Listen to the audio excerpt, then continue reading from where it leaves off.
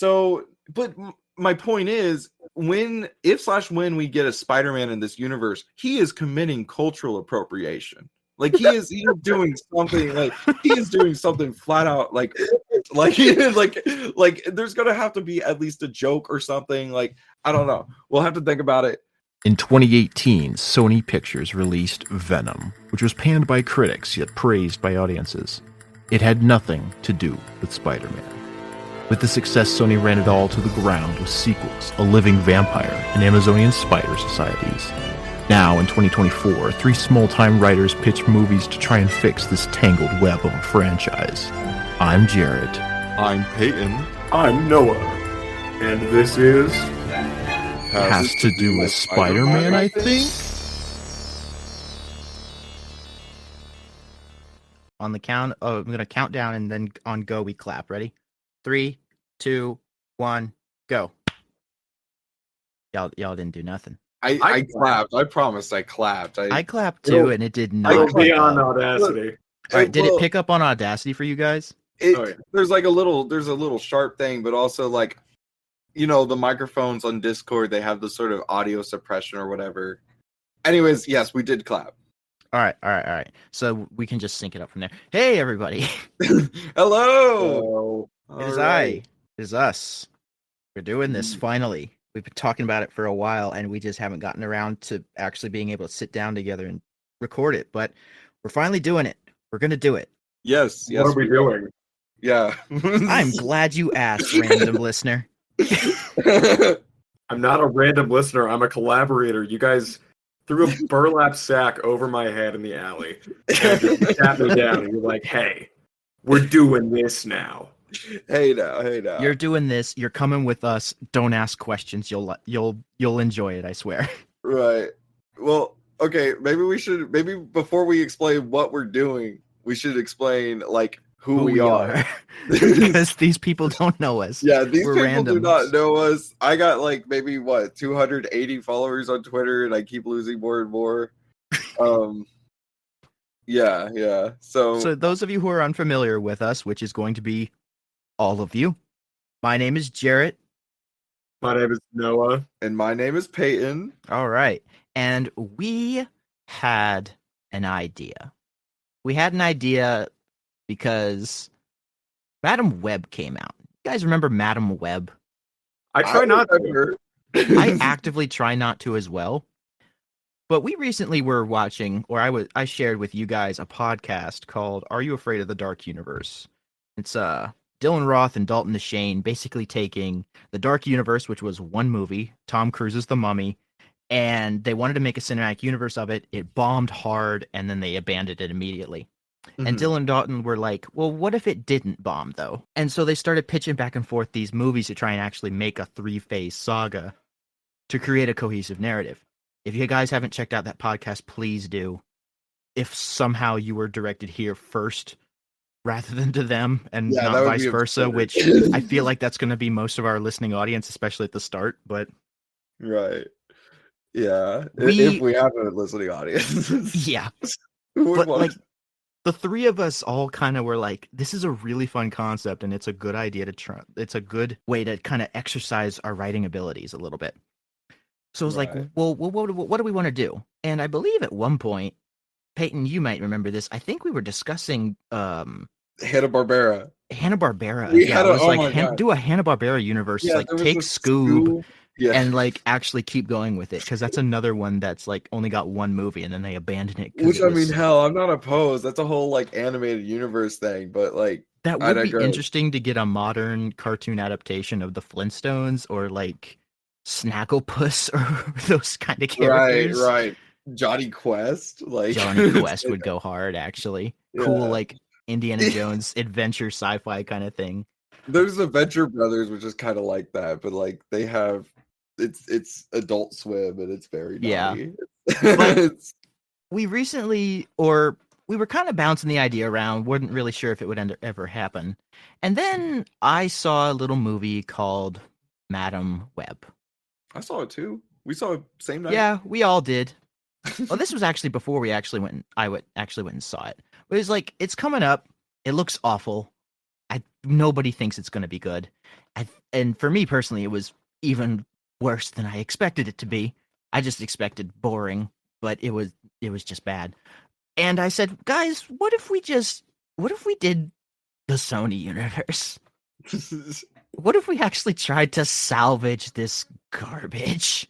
The Sony universe of Marvel movies.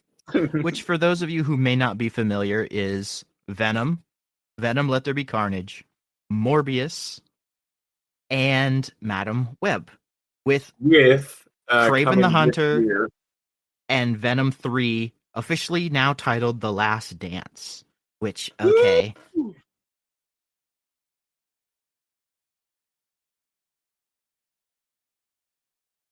Woo! It's gonna be a rom-com. It's gonna be something really like I'm hyped for The Last Dance. It's gonna be something. It's gonna be Dirty Dancing. It'll be Dirty Dancing with Venom and Eddie Brock, and there will be a beautiful scene in which Eddie Brock is like covered in Venom goop in a moment, kind of like the Dirty Dance, like rain over a chair sort of thing. I'm hyped for it. I'm convinced that this is gonna be an art house film. You go on believing that, man. I have no idea where they're going with this. And it sounds like it's going to be the last one, which, depending on where our story goes, is like, if that is truly the case, and this is the last live-action non-Spider-Man movie they're doing, great news for us, because we don't have to try and jump through the hoops that are these mediocre movies coming out every couple years. But it actually gives us an opportunity to be like, okay, they've abandoned it officially. Because that was the biggest hurdle when we were first discussing this, was that, like, they're still making these movies. So it'd be like, oh, we'll come up with a pitch or two, and then they'll put, like, Venom 3 out, or, like, some other random character movie, and it'll be awful and complicate things, and we'll have to find a way to rope it into what we're doing. But now it sounds like they're going to stop. So I think this is actually good news for us. And it's actually, if anything, it's just made me more interested in this project, because it'd just be a little easier to try and get done and get working. Right. I'm excited for this Seth Rogen animated rated R Venom movie. Yeah, they announced that recently. Fresh off the heels of Ninja Turtles, they were like, hey, you want to write Venom? I don't know how that's going to work, but it sounds like they're leaning animated now, which kudos to them. Maybe they'll make like Spider-Verse animated content, which they should have been doing from the get-go. Probably. Yeah. But anyway, Noah, do you want to explain kind of what this first episode is going to be, since this is kind of new for the three of us?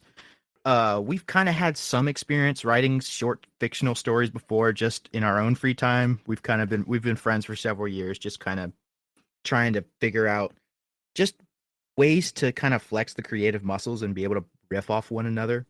Mm-hmm. Do you want to try and explain a little more about like what this episode is going to entail and how we're going to kind of kick this off? Baby's first episode. So you can't launch into a universe if you don't understand what came before. And unlike with the Dark Universe pod, where there was only one movie that they could contend with, we will have to deal with 4 that are currently out, and then 2 that are coming in this year. So a lot of this episode will be laying the foundation on whatever shaky, brittle, collapsible structures have already been there before. So we will be recapping the previous 4 movies to make sure that we understand where we're at.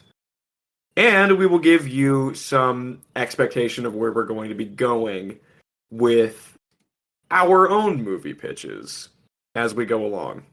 Right. And we're going to kick that off. We're just going to go kind of in chronological order with these movies as they came out, and just kind of discuss like pizzas that stuck out to us, what we think could be cool to kind of expand upon if they had actually bothered to do it themselves, but we're going to do it instead. So thank you, Sony.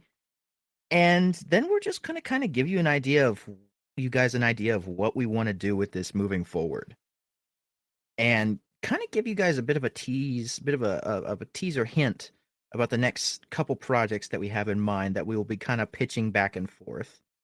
Sounds great. I'm down for this. I think this will be pretty fun. It'll certainly be interesting. I mean, I'm kind of excited. I'm also a little nervous because, like, admittedly, like, some of us really like some of these movies and some of us really hate some of these movies. Like, for example, I don't think Morbius is that awful. Like, it's not great, but it's also not nearly as bad Dear as God. everybody joked and clowned on it for. Dear God. And I also really dislike Let There Be Carnage, and you guys are actually kind of dig it. I love Let There Be Carnage. I love it. It's like I remember like a couple years back, we were making a tier list of all the MCU movies, and like it had all the Marvel movies on this tier list thing. Mhm. And you, me, Noah, and a couple of our other buddies were all kind of hanging out on a call, and we were each making our own like tier list. And we're all sharing tier lists with one another. And I had like y'all had posted your tier list, and everybody's like, "Oh yes, very respectable. I understand why you would put Thor in D, right?" And then like I shared mine, and I had put Venom, Let There Be Carnage in S tier next to like something else, and that had like caused a war in the discussion for like about an hour and a half. I'm just like, why do you like Venom, Let There Be Carnage? And I was like, I just love it. I love it. I can't get enough of it. I rewatched it. I was like, this is a perfect movie. Like, there's no complaints. Like, amazing. I couldn't. I couldn't do it. It is so good. I just can't. It's so good. My biggest take on all of these is that I have no strong feelings about any of these films. They're all just okay to you, or like they're all just okay to mid, and it's this whole project, beyond the fact that I am currently tied up in a chair with a burlap sack over my head, is me learning to love the Sony universe of Marvel movies. You're gonna have to rewatch these 4 films several times over the course of the next like 2-3 phases, however many phases we decide to do. And like we like listeners, we do have some ideas. We got like we've been thinking about this for like over a month now. Like we've been playing with this idea.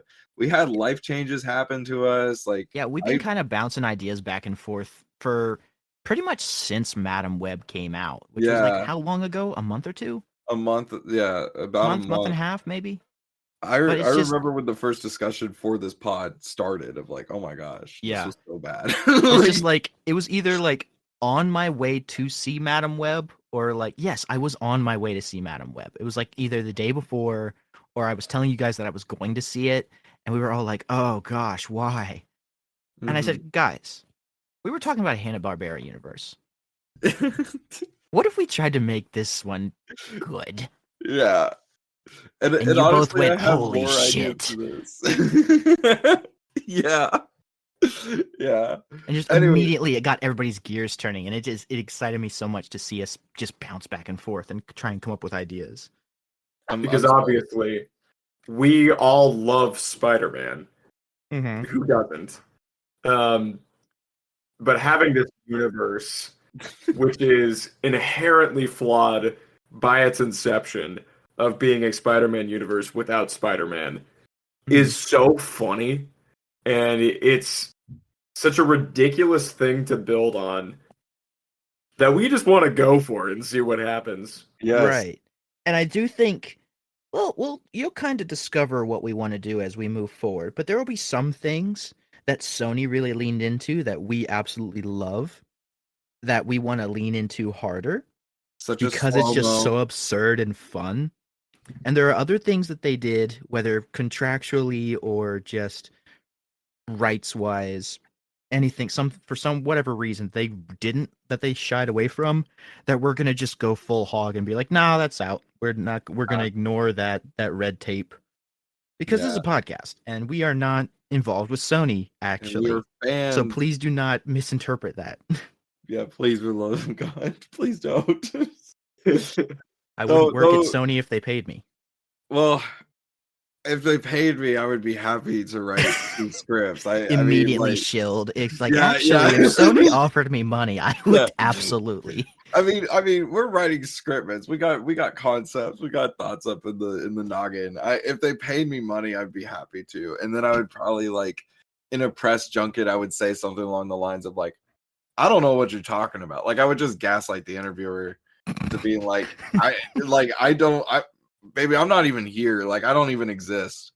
And then I would never betray my values except if they paid me. Yes, exactly. So with that, do we want to get into like our splits? Like who's gonna be breaking down what? I think what we're gonna do is each of us. I don't think we're gonna set a time limit. Really, it'll just be like as it flows. And do we want to kind of let each other just go until they stop and then make comments about the movie, or do we just want to kind of make it a fluid discussion? I had written a summary up for myself. So like for me personally, it would be best if I just like read it all out and then if there's like questions afterwards, answer them. I'm not the two people that wrote Madam Web, Morbius, Gods of Egypt, The Last Witch Hunter, Dracula Untold, Power Rangers. There's a pattern here of just writers who just either don't care or are totally willing to do whatever execs ask them to because they're being paid for it. Just no spine. Matt Sazama and Burke Sharpless have given us the keys to the kingdom. Yes. They've shown us that we can go full hog wild and not care, and we have taken that as a challenge. If they want to be guests to pitch their movie idea. My God. Their movie would be the closest thing to a real one because they've actually had that experience, and they'd be like, yeah, sure. And if they were to come on the podcast, just totally hypothetical, and just be the ones that spitball the most out of any of us, I would not be surprised. Yeah, it would not surprise me that their entire script writing process is just throwing darts at a board and connecting them with string. Honestly, Sharpless, this is your invitation. Yeah, please. This is your open invitation. Please. Come to the podcast, fight us, and then take it over and just keep pitching shit. You guys are welcome anytime, any day. We want you on here. Yes, please. Please, we'll let you pitch anything in the world, and we will gladly sit and listen. Anywho, so Jarrett is going to be doing the 2 Venom movies, Venom and Venom. Let there be carnage, Venom. And then Noah's going to be doing Morbius, and then I get to do Madam Web. So lucky you.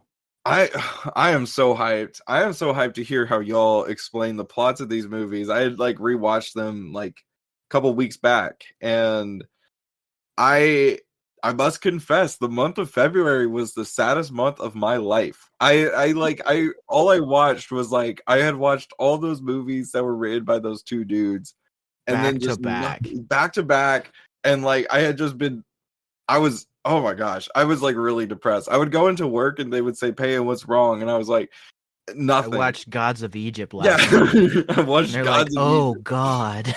Yeah. Why? I had a coworker that was like, I watched Dracula Untold, and he was like, oh dude, the armor in that's so cool. And I was like, really?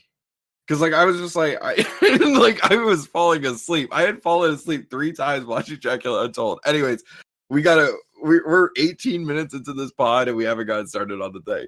We haven't. So we're about 20 minutes in, and we haven't even we've just been started recapping the first one. Yeah. So we're just going to give a brief kind of scene by scene brief description of the plot of each of these movies. And at the end, we're going to talk about some points that we kind of liked about each, some stuff that we kind of wish that they hadn't done, and some food for thought for potential expansion in the future. Just some kind of, if there was an Easter egg or a hint at something that existed that they didn't really elaborate on, maybe we might elaborate on in the future a little bit. Mm-hmm. Starting with Venom. Venom, come get him, Venom. Take it away. Starting off with this first movie, do you guys remember around that time period when this movie was coming out, 2018? It was the best year for Spider-Man ever. It was arguably it was good. It was solid. Wasn't Across the Spider-Verse was 2018, wasn't it? Or was it It was 2017? Spider-Verse Spider-Verse. 2018. Spider-Man PS4 was 2018. Infinity War was 2018. Yeah, Oh my gosh, this was a beautiful year. it was And we really got great. Venom. And then we got Venom. Gonna get... So the reason that I asked that is because the rumors for the longest time, and Sony had no reason to try and dispel these rumors, was that the movie was going to be rated R. Like it was going to be like Sony would be the outlet for the darker Spidey character like violence.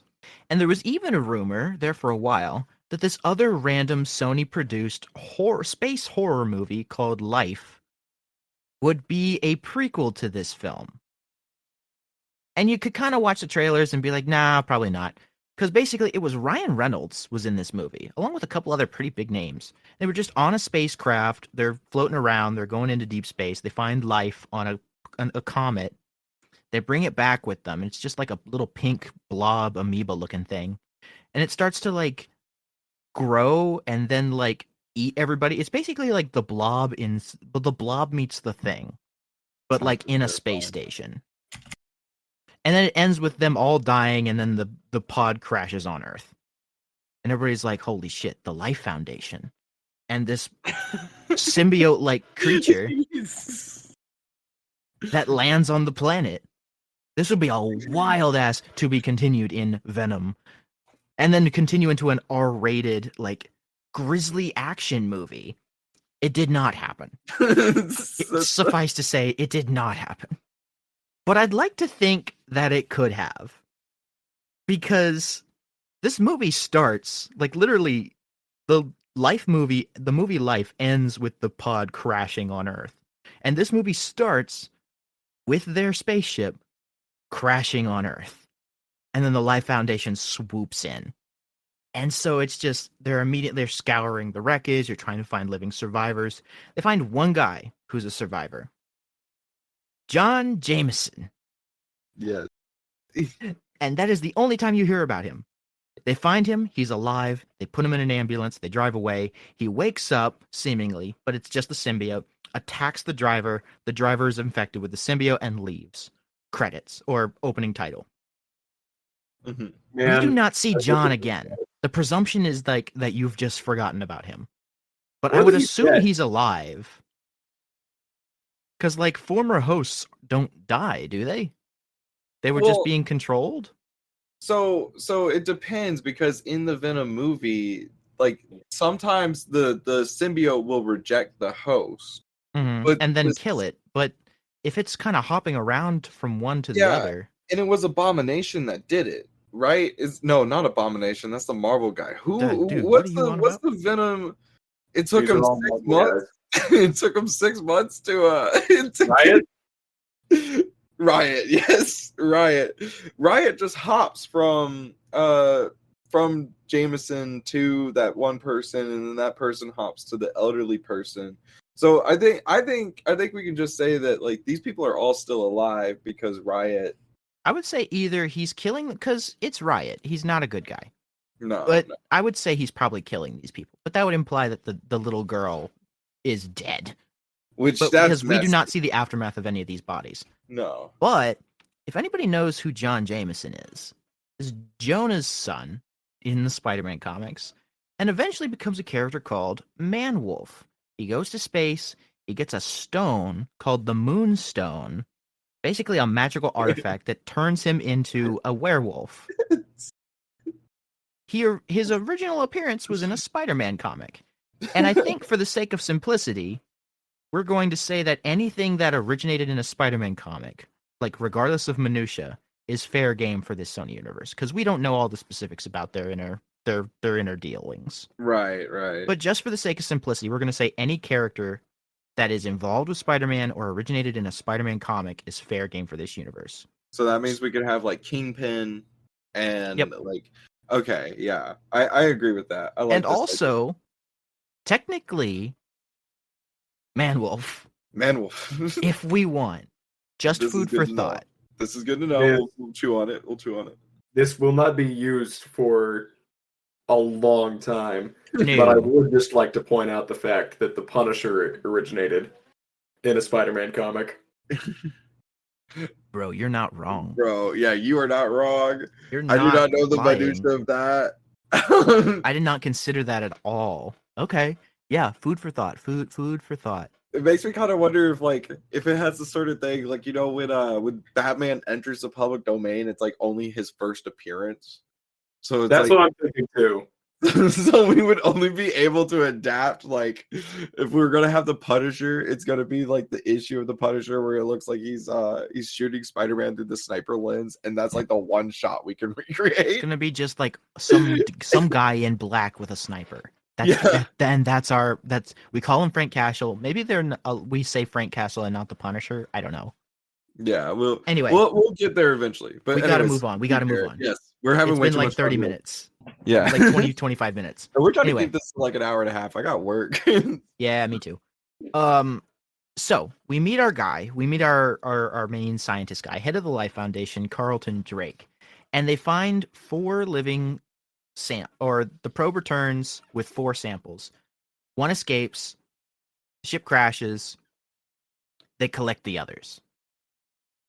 Then we just kind of cut away from that after the opening title to meet Eddie. Eddie's Tom with Hardy. his fiance, soon-to-be wife, whose name is escaping me. Shows you how much she matters in the plot of this movie. Anne Wang. Oh, she matters so much, Jarrett. Anne Anne Wang. Weighing? Yes. Okay. She's an attorney. She's an attorney for the Life Foundation. She doesn't work for them directly. They make a point of that. And Eddie is he works for a news station, but he's got his own kind of like investigative journalism thing going called the Eddie Brock Report, which I wish we would see more of, as him being investigative. Same. Again, food for thought. We see like some random clips of him and like kind of prying into stuff and like implying that there's like that the companies that are involved with these stories are kind of not doing what they're claiming they are, or that there's something deeper going on. We move on. He gets the interview of a lifetime, Carlton Drake. And he goes through his fiance's computer and finds the files about like a crashed ship and the death of the people in the spaceship, and then just people dying under human experiments. He kind of probes Carlton about this. Carlton immediately just rejects him. It's just like, nope, you're done. And he loses his job. Also, during their date the night prior, Anne mentions the Daily Globe incident. They go into no detail. They explain nothing.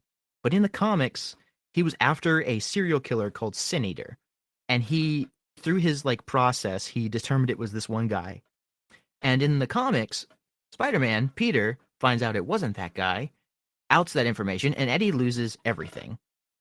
And that's what kind of creates the foundation for his hatred of specifically Peter. And then when he gets the Venom symbiote, he finds out Peter's Spider-Man, and then there's like this mutual like agreement of like, oh, Peter needs to die. We don't hear anything about the Daily Globe incident, just that there was one, and he moved from New York to San Francisco. Literally went to the other side of the country to escape this bad name that he made for himself over in New York. What that is, they don't say. And he got Interesting. canceled. For lack of a better term, Eddie got canceled. Yeah, I mean, basically.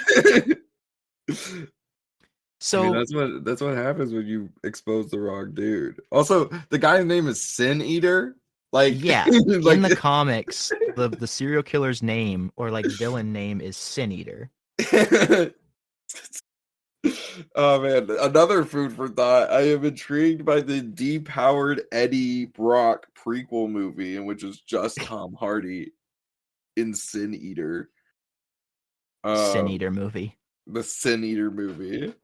No. It could just be like Nightcrawler. Anyways, keep going. So we're watching in the meantime in the background this symbiote, which we eventually find out is Riot, hopping from person to person, trying to get to the Life Foundation. We see that in the background happening.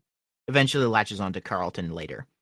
Carlton Drake seems like his mission, like he implies his mission is to go into space to help cure disease here. They also mentioned that he discovered like a treatment that tripled the life expectancy of pancreatic cancer patients, I think it was. Pancreatic cancer? So he's clearly invested in people on Earth, but then over the course of like experimenting and like doing tests in human trials on these symbiotes, he just completely does a 180 and he's like, oh, human beings are so feeble and selfish and all they do is take. And symbiotes are clearly the higher life form, even though they can't survive without us. He's also got this weird religious thing going on through the movie. Yeah, where he it's goes from like, he has a point where he implies that like in that little biblical metaphor where he's talking to a character named Isaac during one of the human trials, he basically says like, he implies that he is God in this scenario. And he says God has abandoned us, I believe, because everything is going wrong and nothing is getting better. It's up to us to be able to fix this. And he says, God abandoned us then. I will not abandon us now. So he fully puts himself into that God role in this metaphor. And then later he just feels like he's fully above humanity by that point, and that was before Riot attack, like Riot and him kind of became a bonded pair there. So I don't know what caused that major 180. I feel like we should have seen more steps in between that process, but there was other stuff to focus on. Admittedly fun stuff. So this scientist kind of rebels and goes and reaches out to Eddie after he's kind of lost everything. He lost his girlfriend, he lost his job, he lost everything because of that interview where he had information he was not supposed to. And she goes, everything you said is true. You need to come with me. And I like this moment, actually. It's a small scene. It kind of feels like it goes nowhere, where he actually goes and checks on her again and sees she's fully moved on. I feel like he's looking for an excuse to not do this. Yeah. Like he's looking for any reason he can to be like, I still have something to cling on to if I ignore this. I want a reason to not go after this guy. And she basically spits in his face and says, no, we're done. We can't go back to where we were. And after that, he calls the scientist and says, okay, what do we need to do? So he is quite literally at his lowest point in his life right there, where everything's just gone wrong. And he has confirmation now that nothing can go back to the way it was. So he fully commits to just taking down Drake. Neat little moment. I like it. Mm-hmm. He goes in, he sees this homeless person that is they've been taking in homeless people to do these human trials on. And the Venom symbiote has attached to this homeless woman who he was talking to like on his daily street walk. He's kind of friends with a lot of people on this in this little area nearby him. Like Chen. Yeah, Mrs. Chen at the store. And they kind of have a friendly back and forth. I kind of like he's kind of just buddies with everybody there. It's kind of cool. He goes in, he sees her, he tries to get her out. She immediately freaks out and attacks him, and the symbiote gets passed to him. And she dies. She actually does die in that scene, I'm pretty sure. Oh my gosh. He checks her pulse, and he's like, oh shit. And then he runs. Right. I just realized, so you know how the symbiotes, when they attach to a person, they like absorb their memories and stuff. Because he's friends with this homeless person, chances are the Venom symbiote realized that Eddie is a trustworthy and maybe good-hearted human being. Like, even though he puts on this tough exterior, he still pays this like homeless person to buy the newspaper. Yeah, she basically stole a newspaper out of the box and was like, here, $5. And he gives her a 20. He gives her a 20. So he's like a genuinely good person. Like, he recognizes that she's trying to make some money for an admittedly, that's kind of a shitty way to do it. Yeah. And then he's like, okay, fair enough. And he's like, I'll give you 20. Dude. Now I appreciate they have that bond a little bit more. Yeah, there's it's like I don't know if this is an intentional detail, but I can't help but appreciate it. Yeah, it's like, dude, I was watching this movie, like really paying attention to it, and had the subtitles on just to make sure I was getting everything. I appreciate this movie a lot more than I did the first couple watches. Right. Because I ignored Carlton entirely. I ignored all the little street level stuff, save for Mrs. Chen, because she's funny. That was really it. And it's like, oh, this person he knows gives him the symbiote. That was the only connection. No, Mrs. that's Chen will be more remaining important in than the it series, by the implies. way. Yeah. Mrs. Chen will be remaining in the series, by the Oh, way. Oh yeah, yeah, for yeah. sure. He's She gonna is be a a cornerstone. mainstay tentpole character in this universe. Yes. Yes, absolutely. But he escapes. Cue the cool action sequence of him running away from ATVs yeah. and just crashing through trees and climbing trees super super fast. And it's about once he leaves there, this one personality he has kind of goes away. And it kind of gets shuffled in and replaced with this manic, fevered state He's so for sweaty. the rest of the movie. He's He so is sweaty. sweaty. He is freaking out. He is starving.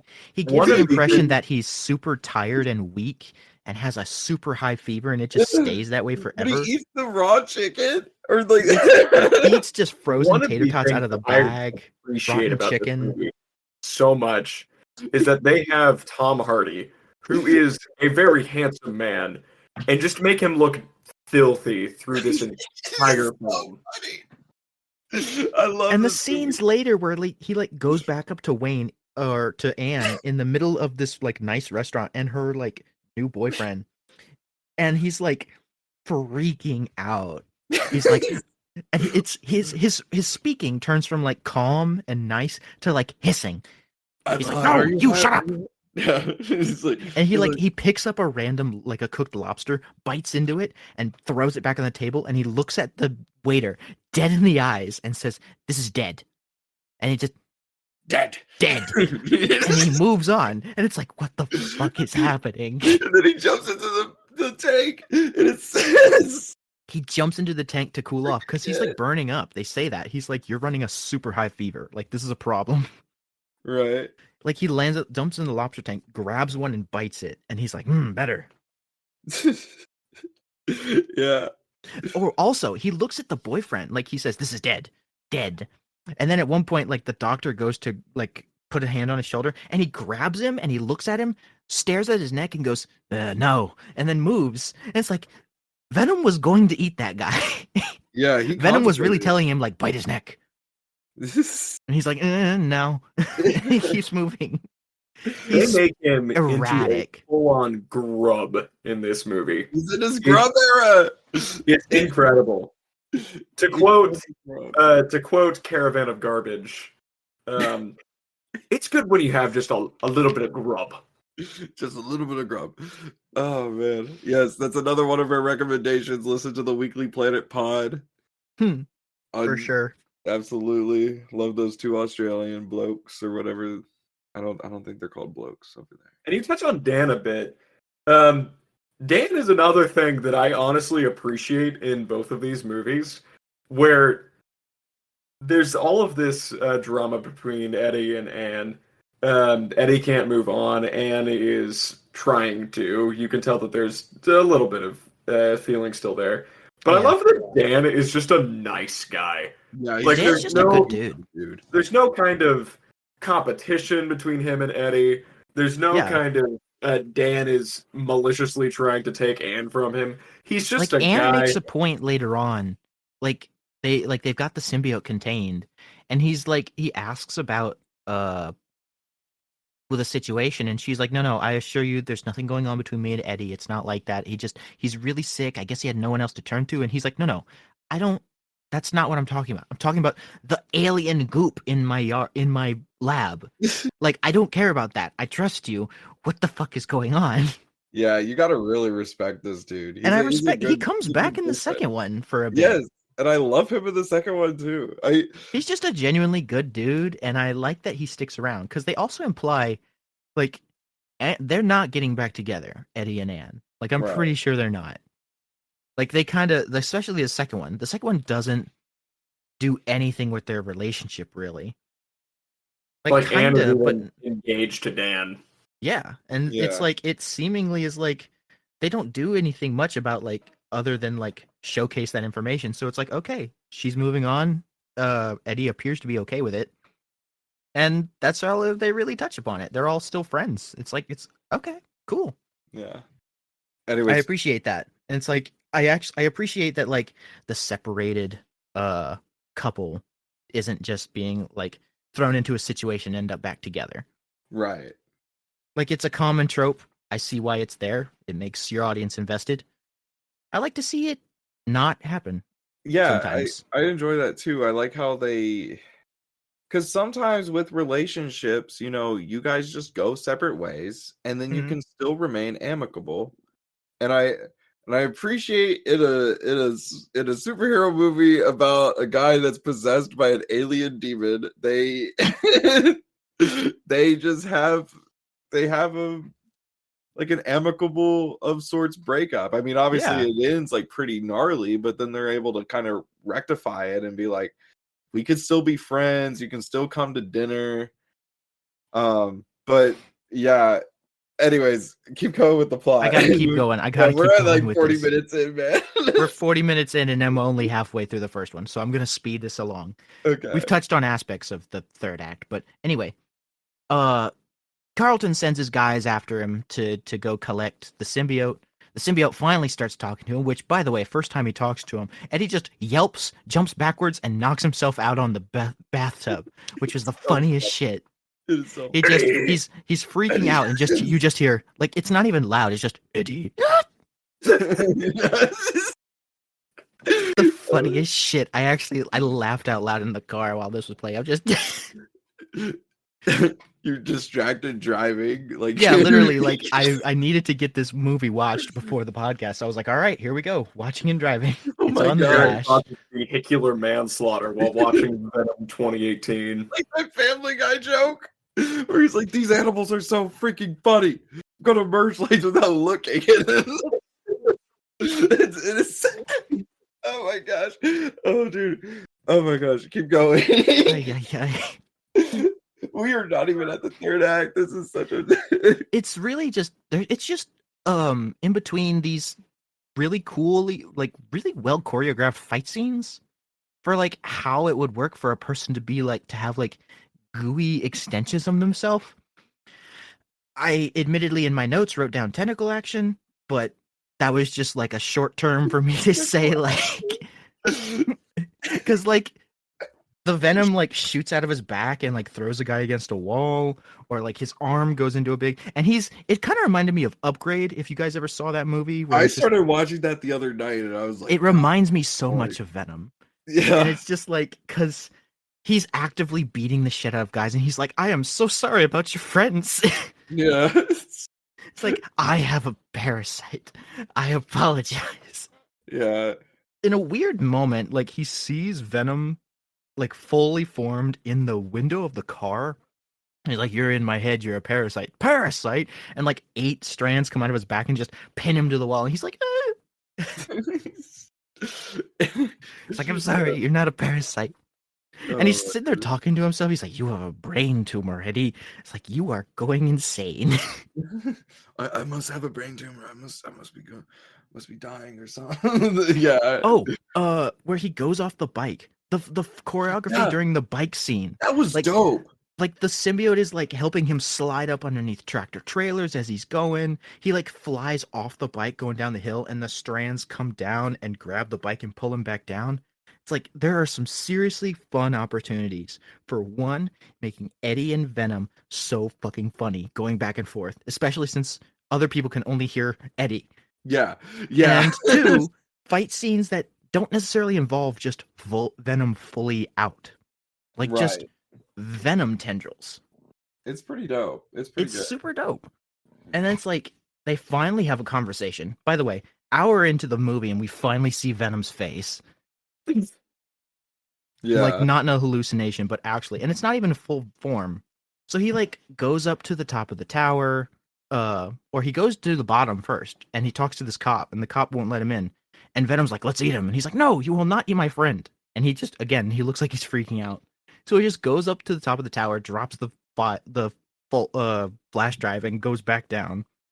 He fights the SWAT team, which is dope. There's a bit where it's like all the SWAT team members are getting ready to shoot, and somebody says mask, copy, and then they all like drop their masks, like gas masks, and then Venom Eddie goes, all right, have it your way, mask. Venom says copy, and then he fully forms. It's like, that's dope. Yeah. The fights are admittedly cool. I wish they had gone a bit more gruesome and just committed to the R rating they claimed they were doing, but it's whatever. Apparently, Craven's are R-rated, so we might get a taste of what that might have looked like. Maybe. Here in a couple months. Maybe. So we find out that the new goal is for Riot to go up on a spaceship, collect a bunch of symbiotes, and come back and fully invade the planet. Mm-hmm. And so Venom just rolls up, and they finally decide, is like, all right, if I plan to stay here because this planet's actually beautiful, and I really like it, and I'd like to stay. I'm kind of a loser. That's why we work so well together. You're a loser too. And he's like, all right, hurt. You're forgetting the part where Venom latches onto Anne. Yeah, and it gets transferred back to him through like a kiss. Yeah. Oh, also, when he's like being interrogated by Carlton earlier on, and he's like, he doesn't have the symbiote anymore. And Carlton's like, where's it at? And he's like, I genuinely don't know. I don't have it. And he's like, I have had one of... He's still acting weird. Like, he's still acting like he has the symbiote, and he doesn't anymore. He's like, listen to me, buddy. I've had one of these things up my ass for a while. It's not fun. And then Riot jumps out and goes, where's Venom? And he's like, oh, God. Yeah, and then he leaves, and he just goes... He whispers to himself and goes, he... has one up his ass too. It's so stupid. It's like, what the fuck? It is so stupid. It's so good. So funny. Yeah. This is not a good movie, but I enjoyed that part of it. This is like a 6 out of 10. It's a 3-star. Like, it's barely passable, but it's barely so fine, and I love it. The moments where it sticks out. So short. The actor and is it's a big CGI glob fest. Yeah. Like, there's a moment where Riot actually envelops Venom and seemingly eats him, and then Anne hits a sonar thing and makes them separate back out. Right. Venom seemingly gets eat up in the fire from the crash of the ship, but we don't see how he's actually alive. We just see Anne say, hey, sorry about Venom, and you hear Venom say, look at her, she doesn't know that we're going to get her back. And he's like, yeah, sure. And immediately catches on, is like, Eddie, you want to tell me something? And he's like, nope, gotta go. And that's the movie. They just decide they're going to eat bad people. Yeah. And we get Stan Lee. We get Stan Lee, the most random, oh yeah, you do the cameos in these movies moment I've ever seen, where he shows up in the last 2 minutes. Also, how does he know that Venom's there? Yeah. He says, don't give up on her, either of you. We won't. Venom even says, who's that guy? He's canonically a Watcher informant, so he just knows those. Not in this universe. Maybe he is. We haven't we have figured this stuff out. We just can't say it in the first episode yet. You guys will have to wait a couple episodes. Yeah, you guys will have to wait a couple episodes to get. Yeah, there's something a little bit crazy that I'm writing. I mean, I feel like Stan Lee is just a universal constant. We can just work it out. Yeah, agreed. This is going to be like a 2-hour episode at this point, which, you know what? Fine. Yeah, so what's the plot of Venom 2? Venom 2 is... It's so much more simpler. It's so much more simple. It's not good. Hey. I don't like this movie. Okay. Hey, no. I will... Okay, I forgot. We forgot the turd in the wind bit. Oh, like a turd. Like a turd in the wind. What the hell are you? We are Venom. Immediately morbid look bit there, and then eats him, and then cut to credits, and then Eminem's Venom plays. Venom! Which, I don't know about you guys, I really like the idea of getting some 2000s, some rapper who was popular 20 years ago to do a rap credits song for our movies. Just keep that up. It'll be so fun. Yeah, at the end of each of our pitches, we're then and then for the credits song, it would be called Madam Web performed by Coolio. It's Webhead by Coolio and 50 Cent. Yeah, and it's oh, cool. Oh, all right. Yeah. Just be fun. Yeah, that's a good idea. I think that we should keep doing that. I'll And keep before that I in get mind. into the plot of Venom 2, because it directly correlates, we see Oh my gosh, forgot we about the see post that credit scene. Woody Woody Harrelson. Harrelson is in an asylum playing Cletus Cassidy and says, "When I get out of here, and I will, there's gonna be carnage." In the wackiest ass wig, Party City clown wig I have Ronald ever seen in my McDonald looking goddamn ass. life. Yeah, yeah. But there's a bit here that I really like. Is like Eddie looks more put together. He seems more professional.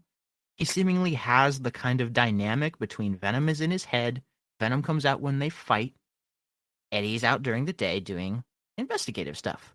I like that. It's a cool buddy cop idea for investigative journalism and cool action scenes. I thought that was the direction we were going to go in the sequel. We did not. I don't. Hey, my favorite joke in both of these is at the beginning of the second film when he just walks into the security office of the prison talking to Venom and he's like, "Shut up. No, you shut up." And the officer at the desk, "What?" It's like, "Oh, yeah, that's bad. Yeah, I got no explanation for that." It's like I really Yeah. just have no explanation for that. That was just uncalled for on my part. I apologize. He's like he's done trying to like make excuses for his outbursts. It's like nobody else knows that I have a person in my head. So we're just going to just stop making excuses for it. It's like, yeah, I really don't know why that happened. I apologize. I think I'm just having a panic attack. I have a parasite. I have a parasite. Yeah. Okay, right out of the gate, what? So pretty much as soon as we see Brock's apartment, which is just a mess, and there's chickens around, and the mess of food, and Venom's making Fire on breakfast and the singing, I was like, I'm out. Either I say either.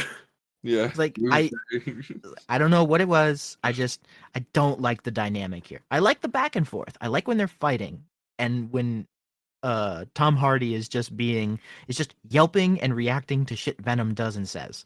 It's funny to me. The little odd couple dynamic that they have, like when in the apartment, I find it odd. I don't really jive with it. It's cool. It's funny. I guess, like I said in the post-credit scene for the first one, I was expecting we were going in a different route. And I guess I was just disappointed that we didn't go in that route of just, okay, Eddie had his schizo episode. He's got it under control now. And now it's going to be like a cool buddy cop dynamic while he like investigates Cletus and then fights Carnage. Kinda, but not really. So apparently Cletus like hid a bunch of his bodies in like a really obvious place. And Yeah. he like the fucking Riddler just put the clues across his wall. So this is kind of a weird thing, but Venom's like, "Oh, I remember all the drawings on the wall," and just makes Eddie like draw it all up on paper, like from memory, like not his memory, the symbiote's memory.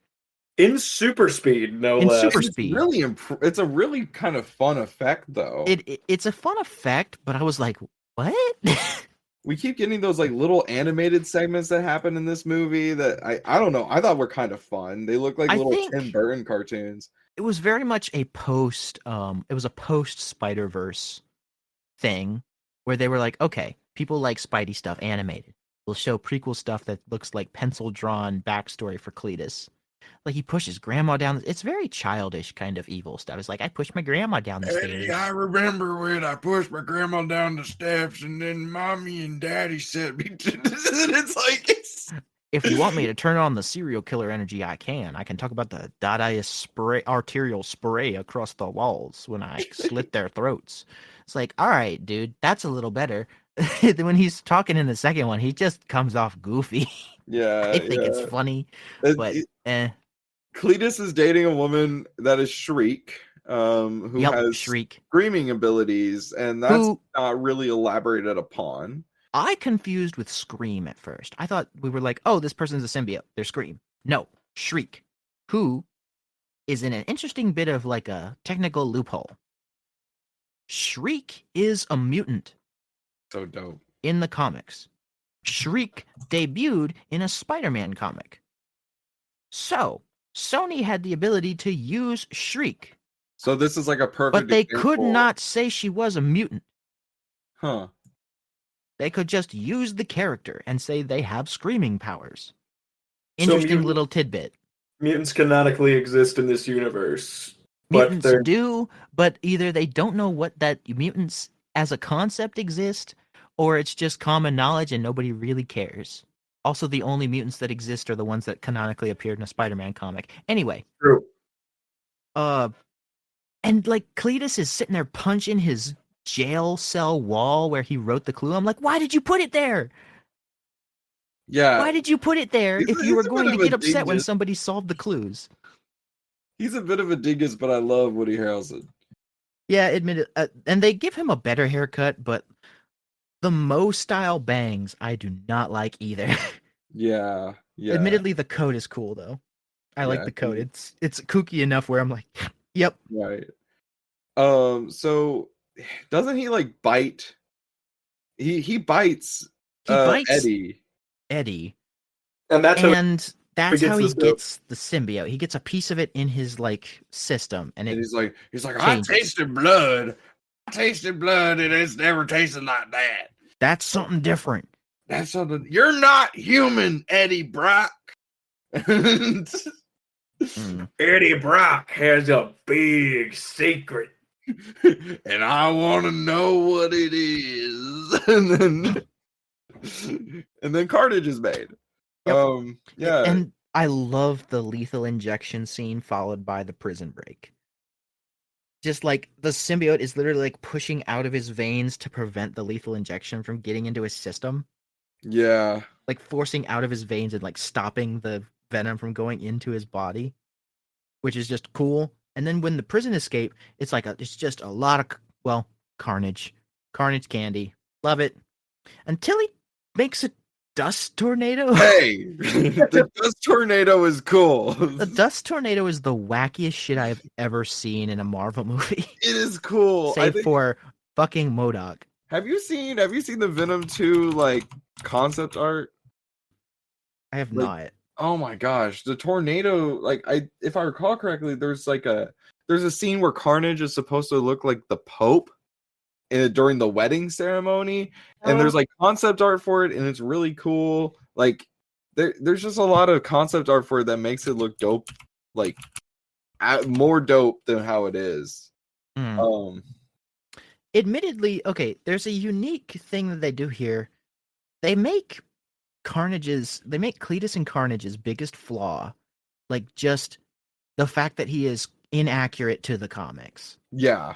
Like in the comics, they are such a good match that it's like they literally use I. They are not two separate beings as a collective. It is one being.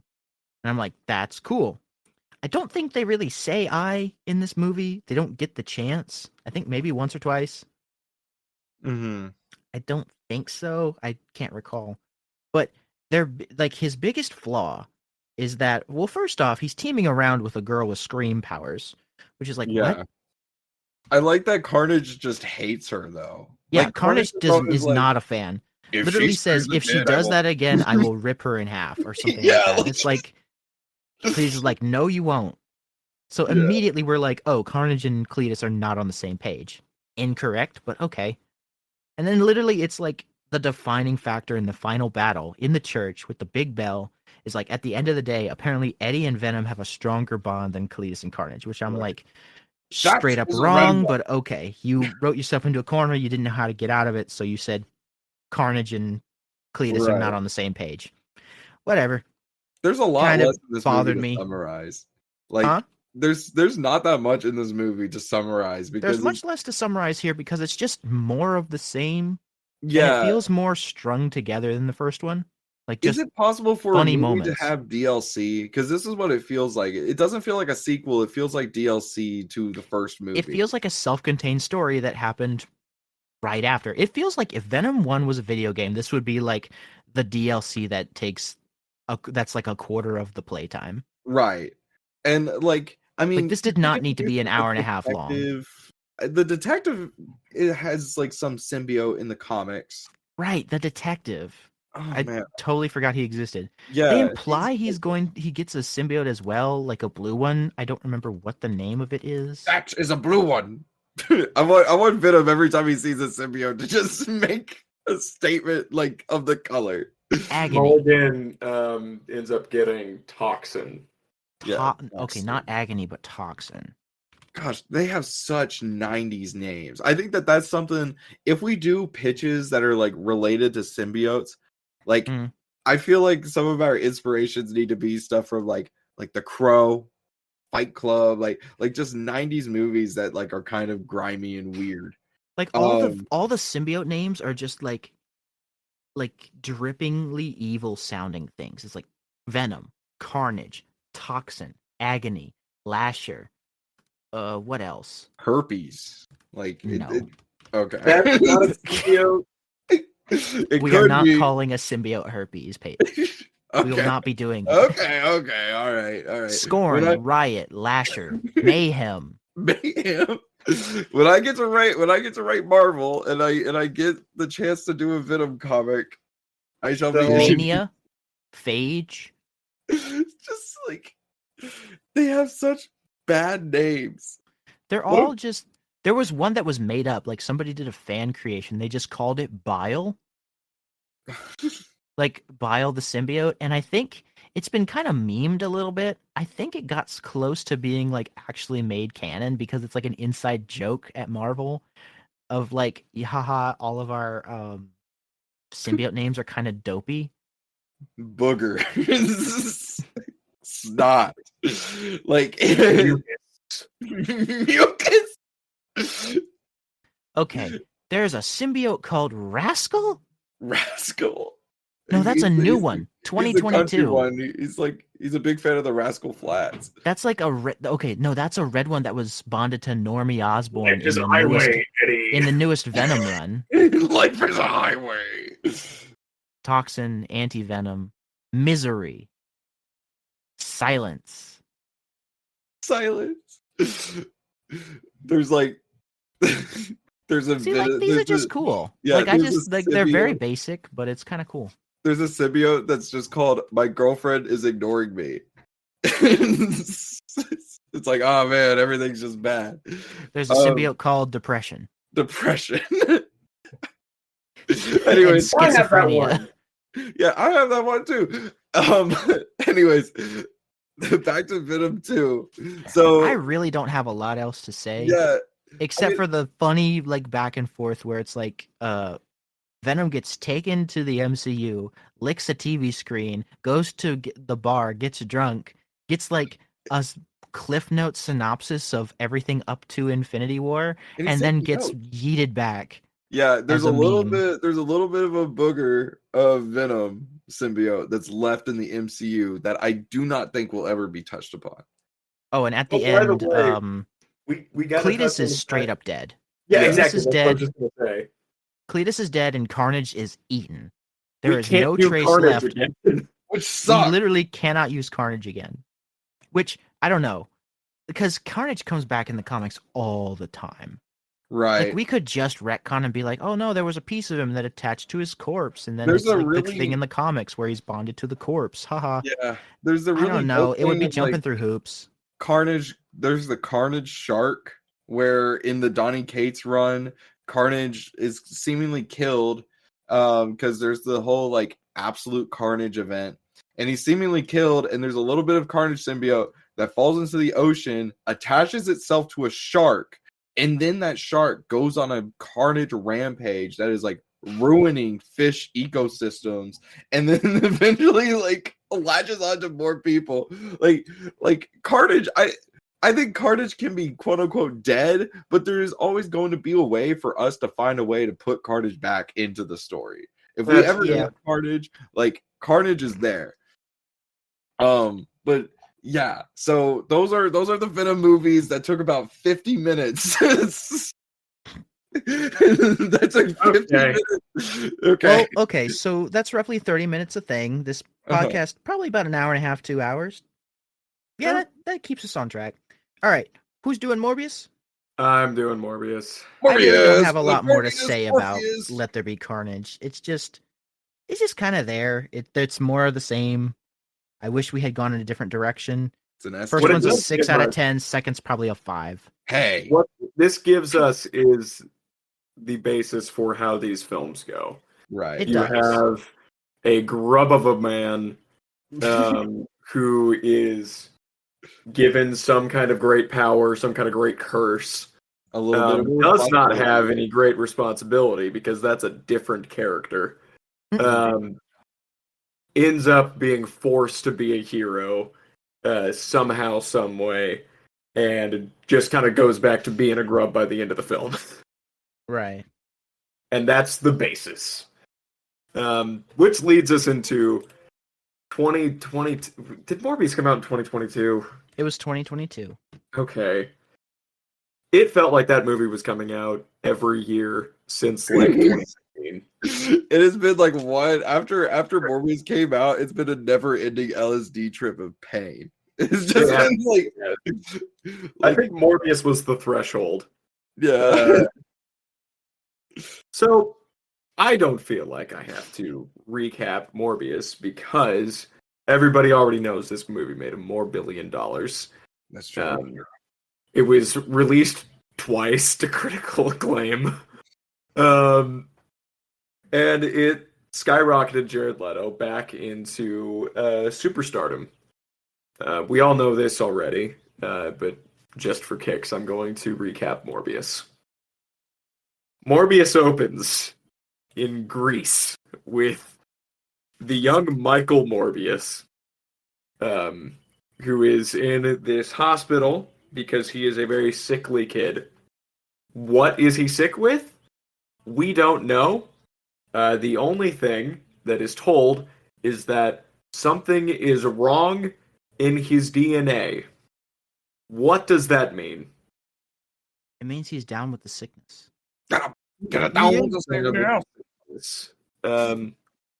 While in this hospital, Morbius's father figure, the head doctor Nicholas, brings another young boy there who is suffering from the same ill-defined illness named Lucian. And as soon as he sits down, Morbius renames him Milo. What an ass. I'm sorry.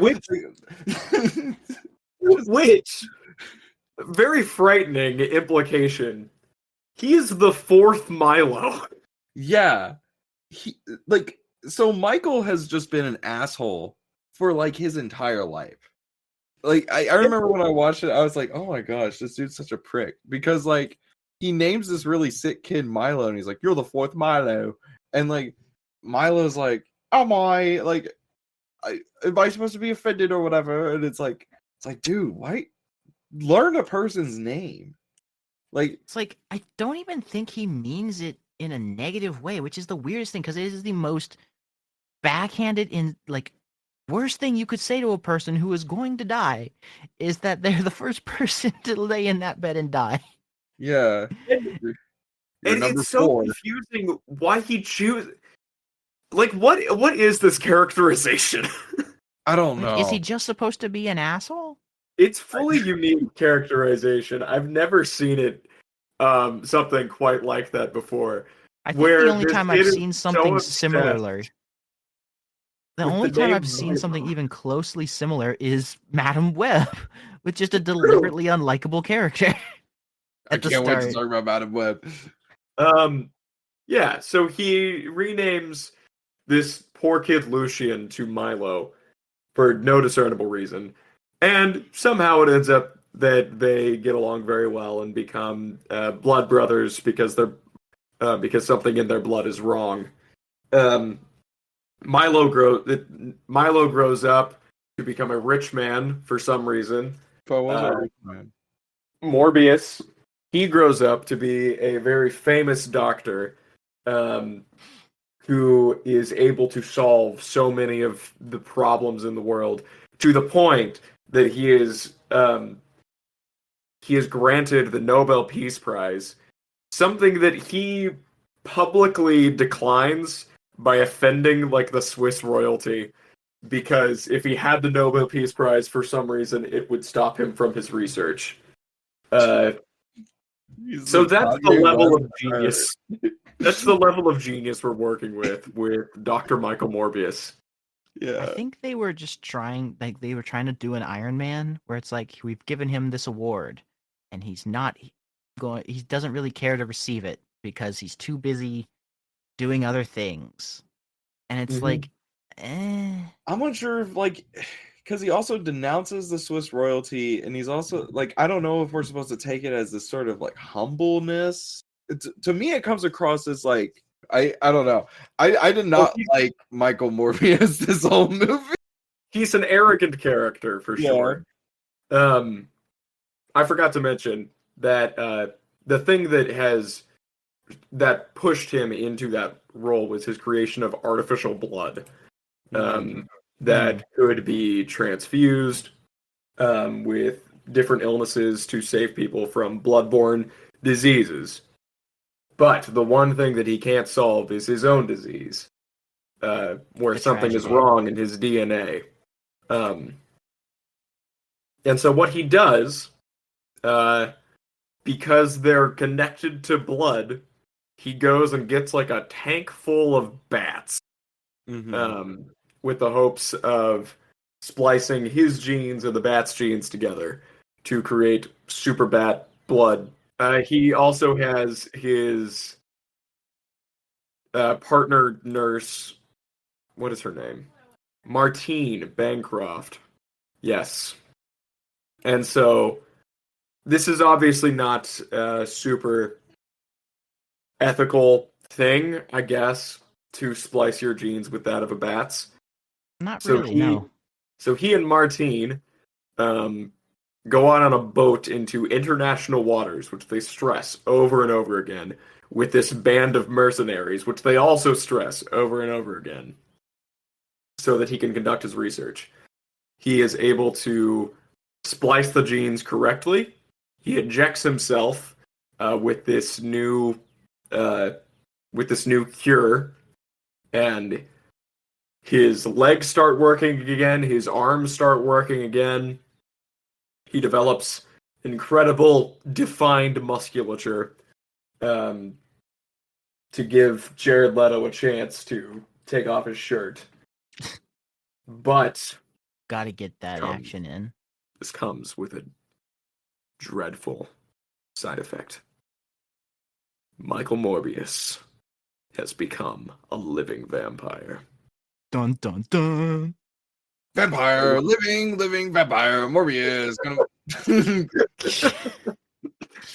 DNA, something wrong with the DNA. DNA, gonna DNA, Morbius, gonna Morbius, DNA. He goes on a killing spree on this boat.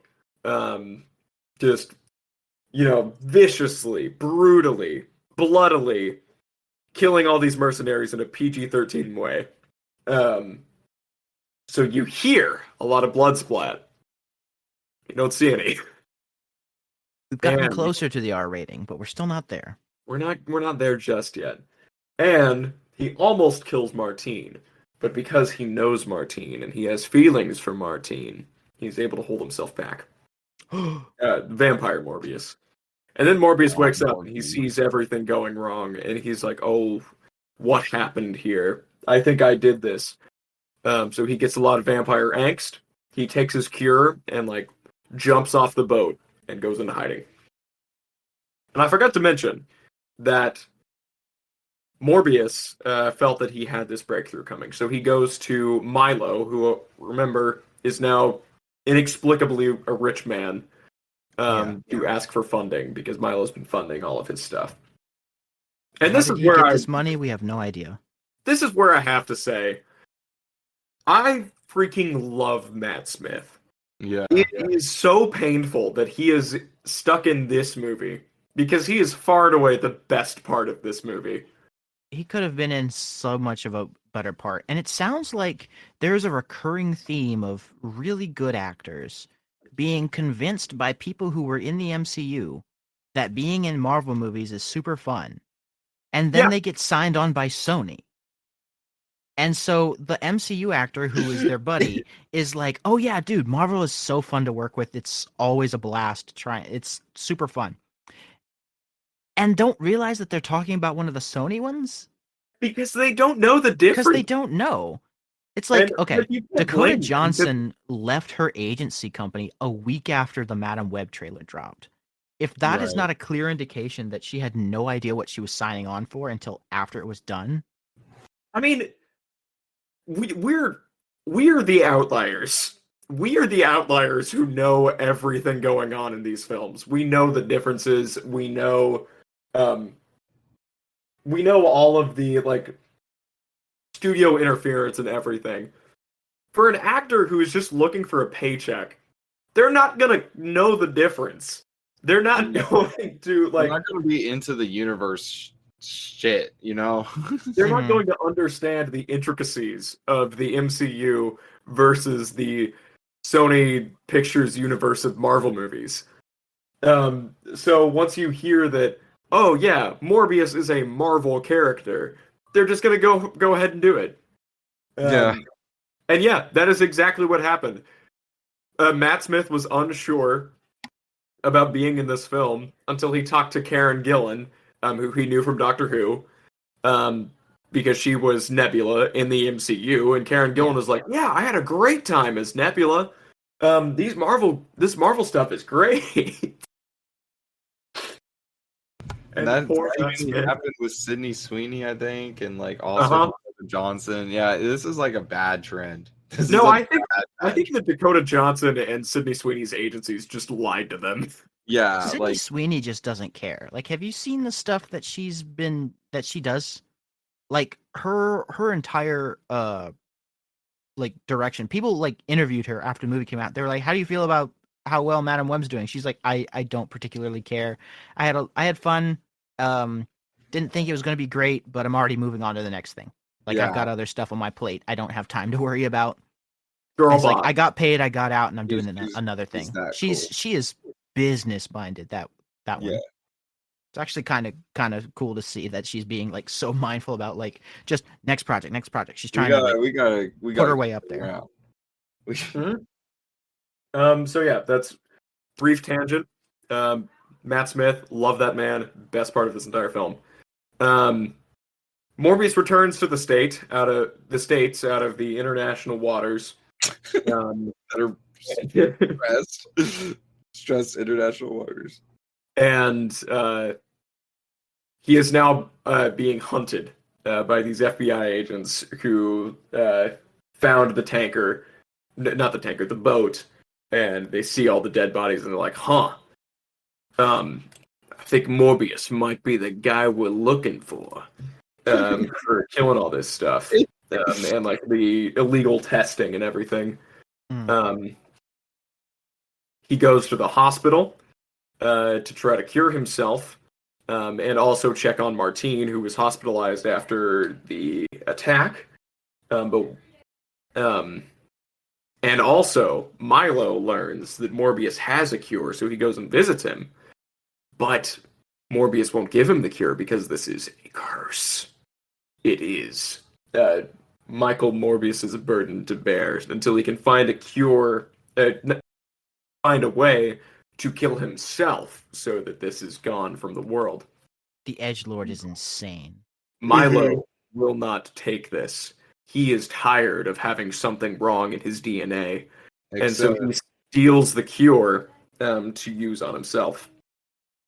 And that night, a nurse is killed in the hospital. Morbius thinks it was him, but he's been tracking his lash out timers. He's been drinking artificial blood, but the artificial blood is not keeping him sated. He's about to need real human blood so that he can keep his urges under control. But with this nurse dead, does this mean that he had an episode that he wasn't aware of? Morbius is on the run. The FBI come to the hospital to try to take him down. Morbius escapes, leaps up through the roof, out of the building, and honestly, kind of cool like smoke effects around his body. I do admittedly like the effects on like Morbius's like when he's like catching wind currents or he's like using his super speed. It's distinguished. Because he can't Yes, it is. fly or turn into a bat. He just glides. He catches wind. Yeah. Which is Yeah. dope. It's kind of cool. But Morbius cannot escape. He is captured by the FBI agents, who interrogate him to ask him what's going on. Morbius is like, "There's something out there, and you can't keep me here because I am dangerous. I am a dangerous man. I'm going to kill people." And they're like, "Well, you already have killed people, but it was just mercenaries. They were probably bad anyways, so it doesn't matter with that." They go out of their way to explain that Morbius isn't bad for massacring those men because they were probably involved with some bad stuff anyways. But this nurse, she was a good person, so it's probably much worse that he killed her. And while there, Morbius is visited by Milo, who Milo's like, "We're gonna get you out of here, buddy. We're gonna make sure that all of these charges are dropped, and you're going to come right back out there with me." But then Milo leaves, and he leaves his cane, and Morbius realizes Milo took the cure. He Except is now a living vampire. living vampire. Morbius escapes from prison to try to stop Milo, to try to create this antibody to use against his own vampirism and to kill both of them. Milo just has a grand old time. He gets dressed and dances to himself,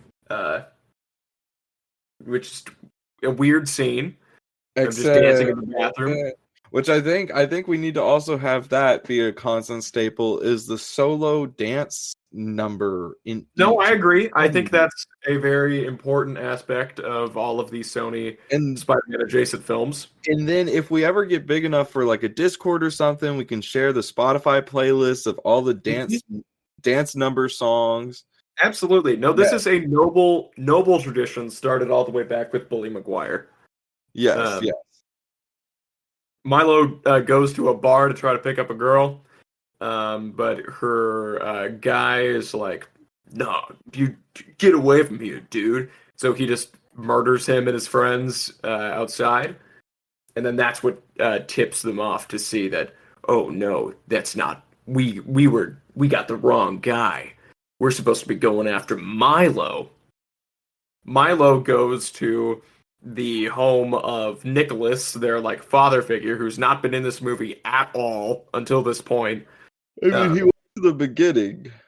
And it's like you all. It's probably the best scene where they're like going back and forth with each other, and he's like, "You always cared more about Michael than myself. You don't want to see me cured. You want to keep me down so that Michael can get all of the accolades and awards." And eventually he kills Nicholas. No. I feel like this all could have been avoided if we just called him by his real name. Yeah. Yeah, if Michael had just taken the effort to be like, "Oh, your name is whatever," everything would have been fine. Milo goes on a rampage. He grabs Martine. Morbius has been able to create this antibody by stealing a carjacking garage, I think. Why did they have a centrifuge in a carjacking garage? Not sure. No idea. He does this by drugs, intimidating. maybe? He does this by intimidating the dudes and being like, "I'm Venom." Haha, just kidding, not really. Which doesn't make the most sense because is Venom a well-known character by this a point? well-known person? Who knows? Maybe to the viewer. To the viewer, yes. It's like a, hey, we can do this shared universe thing. And so Milo goes and fights. Michael goes and fights Milo. They have a vampire duel. Milo kills Martine But he tries to, like, Michael kisses her as she's dying, and then she bites his lip and, like, gets his blood in her, which will come back later. That's an odd through line between these films, with characters biting other characters to get their blood and get their superpowers. Yeah. Yeah. If I had a nickel for every time somebody in these movies bit somebody to ingest their blood to get their superpowers, I would have 2 nickels, which isn't a lot, but it's weird that it happened twice. They fight. When all seems lost, Morbius calls on the bats that he has become friends with over this film, and Kamehameha Milo into a wall until he is able to cure him. And as Milo lies dying, Morbius finally calls him Lucian, with the name Lucian being spoken twice in this film. I totally forgot about that. I remember when I watched it, I was like, what's the point of calling him that? Is that his middle name or last name? And I had totally forgot his real name. Yeah. But yeah, he pulls like a Batman Begins, like with the calling all the bats. I was like, oh my gosh. And they kind of play like similar music too. Yeah. It's insane. And then we see Martine on the roof wake up with vampire powers. So now we got 2 more. Morbius does not take the cure for himself for undisclosed reasons. We don't understand why he suddenly thought, oh yeah, it's okay to be alive. He just goes off into the night. And we cut to some of the strangest graphic credits that I've ever seen, where it's just pink and blue lines. Yeah. Very strange. And then we get the biggest slap in the face of a mid-credits scene. Oh, yes. And where this podcast will derive its name. Yes. Yes. Which you're probably wondering why we haven't explained to you what the podcast calls yet, and this is why. But you've seen the title of the podcast. In prison, we see the sky open up due to No Way Home shenaniganry with the multiverse, probably. And Adrian Toomes from the MCU just kind of falls into prison in the Sony universe. He has no idea what's going on. All he says to himself, after this presumably very strange, traumatic experience of being transported from one universe to another without his consent, all he says is, well, I hope the food in this joint is better. He just accepts it off the rip. He's like, all right. He's removed from prison because they don't have any records of him being in prison. So they're like, okay, gotta get this guy out of here. It causes a national news scandal. Like he's all over the news. You're like, why are you here? Adrian Toomes has no record of existing. Like it's like something crazy like that. Like yeah. Morbius gets a call to go outside the city. What city is Morbius in? I was confused. I think it might be New York. I think it's New York. Okay, we'll go with New York. Which, why would he mention Venom if he's on the other side of the country? That doesn't make sense. I don't know how I to go outside. He's in New York. The Wikipedia plot synopsis says that Michael returns to New York with his newfound powers. Okay. Why does he know who Venom is? Who cares? It's a wink at the audience. It's meant to be. It's not meant to be thought about. I think lore wise, he's called out of the city limits, where Adrian Toomes, having built an entirely new Vulture suit, the exact quote from the director being that he's a resourceful guy. What does this mean? And he just goes up to him and he's like, don't know what I'm doing here. Has to do with Spider-Man, I think. Yes. Yes. Yeah. And he just says to Morbius, I think a guy like you and a guy like me, we could team up to do some good. And Morbius says, as the movie closes, intriguing. Intriguing. Cut to black. Cut to black. Which is the first time the character Spider-Man has been referenced in this Spider-Man movie universe We are 3 in movies. 3 films. Yes. And it's a Intriguing. reference to the one from the other universe. What I will say, that will come back later as we get into these, as we get into writing our own pitches. Morbius does not seem confused or concerned about the name Spider-Man. Yeah. Which implies that there is a Spider-Man. We just don't get to see him for some dumb reason. And that is Morbius. Fun fact, because I actually did go to the Wikipedia out of curiosity, just to make sure that it was New York.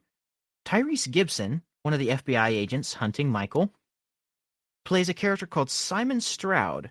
And according to the sources here, Gibson noted that his character had a, quote, high-tech weapons-grade arm in the film. However, all scenes featuring this arm were cut from the movie. I was going to mention that. Also, Gibson signed a 3-picture deal when he joined the film. Good.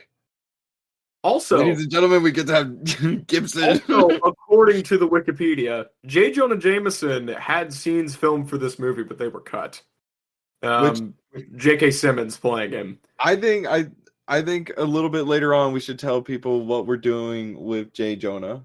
I think we should wait until he first appears to give people an idea. Yeah, to give people an idea. I think I agree with that. Yeah. Also, interestingly enough, if you click the Simon Stroud name, it brings you to a list of Marvel characters with a short blurb about Simon Stroud.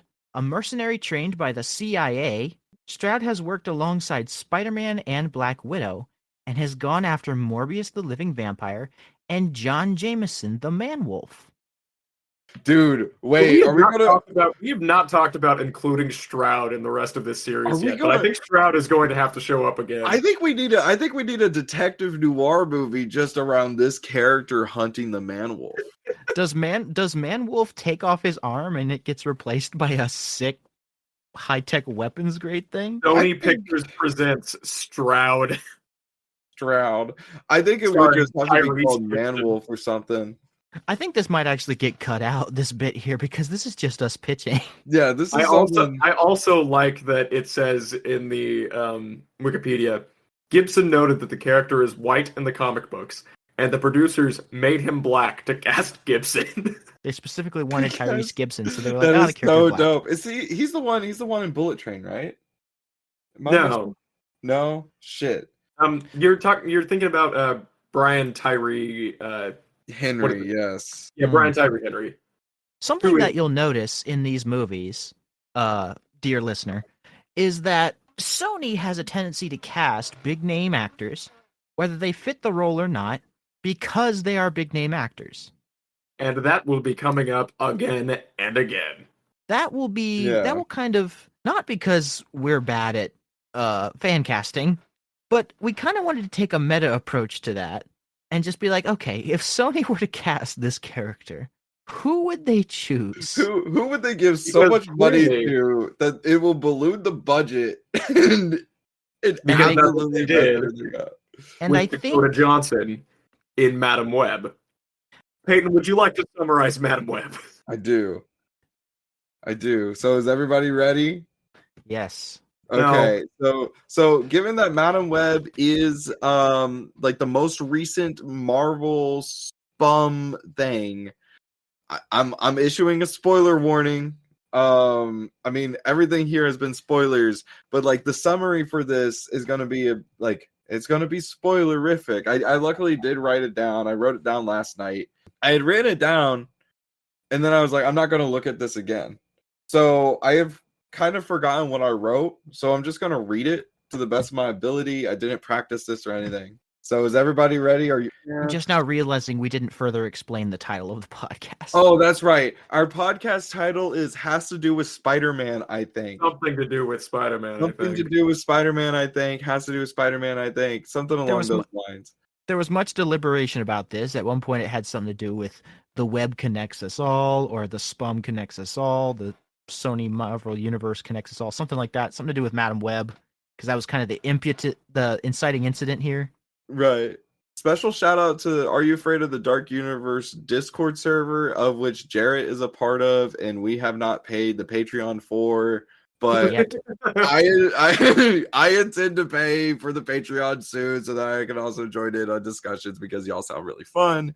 But like they kind of helped out with some of the ideas for the podcast name, and like we had to kind of deliberate on it and think about it and then stop thinking about it. And then one day I was like, what if we just called it Has to Do with Spider-Man, I think, or something to do with Spider-Man, I think. Because they have tiptoed around the concept of Spider-Man so hard. Right. Especially in Madam Web, as Peyton will explain, that it's hard not to just write it on the wall and just be like, our podcast is about this universe where Spider-Man kind of exists, we think, probably, maybe. I mean, Peter Parker now canonically exists in this series. Well, okay. So we are in this ambiguous time that is 1973-esque. I'm pretty sure it was 1973. I didn't look up any like Wikipedia thing. All I looked up was the cast list to kind of remember this stuff. But Constance Webb is played by Carrie Bichet, and she is pregnant and studying spiders in the Amazon rainforest before she dies. She is joined by Ezekiel Sims, played by Tahar Rahim, who, after Constance discovers a secret, ultra-powerful spider, shoots Constance and leaves her for death. Constance is then carried by spider people, a tribe called the Las Arañas, and though they can't save her life, they use their magical spider pool and save her daughter, Cassie Webb. We then cut to 2003, and Cassie is this paramedic with Ben Parker, played by Adam Scott. Dakota Johnson plays Cassie, and she hates her job of saving lives. During the specific day on the job, she comes across a girl that flips her the bird, Celeste O'Connor as Maddie Franklin, another girl whose step-parent she saved, Sydney Sweeney as Julia Cornwall, and her neighbor that lives a floor below her, seemingly alone, but she's like a teenager, played by Isabella Marquez as Anya Corazon. Really quick thing, I didn't write this in the script. I love all three of these actresses. Celeste O'Connor, Sydney Sweeney, and Isabella Marquez. Just absolutely really enjoy them. In this movie, they do have chemistry. I like how in the interviews they would talk, like Dakota Johnson in one of the interviews was like, so do you still talk to your cast members? And she's like, no, they all talk to each other and I'm just kind of there. like they are like, it seems like they all got really close on the job, except with Dakota Johnson, who just did this for a paycheck. Truthfully, I feel like Dakota Johnson had no interest in this movie the moment she was cast. Everybody else was enjoying it, and she was just like, I really should not have listened to whoever convinced me this would be fun. Yeah. So like every interview sounds like she's at gunpoint. Right. So she lives alone in an apartment, and it's a really nice apartment for like New York City, like Bronx area. Like it's like a really nice space. And there's a moment in the Madam Web movie in which she's driving an ambulance and Adam Scott is like talking about something. Like Ben is talking about something and she goes, what, you never been shot in the Bronx before? Which is a funny implication on account that he does get shot in the Bronx. We hate these cheeky references. Yeah. This movie does a lot of this crap where they constantly reference stuff that's like quote unquote canon events of Marvel, of Spider-Man lore, which I've been playing around a little bit with. Just a little side note. We're thinking about it. We're all thinking about it.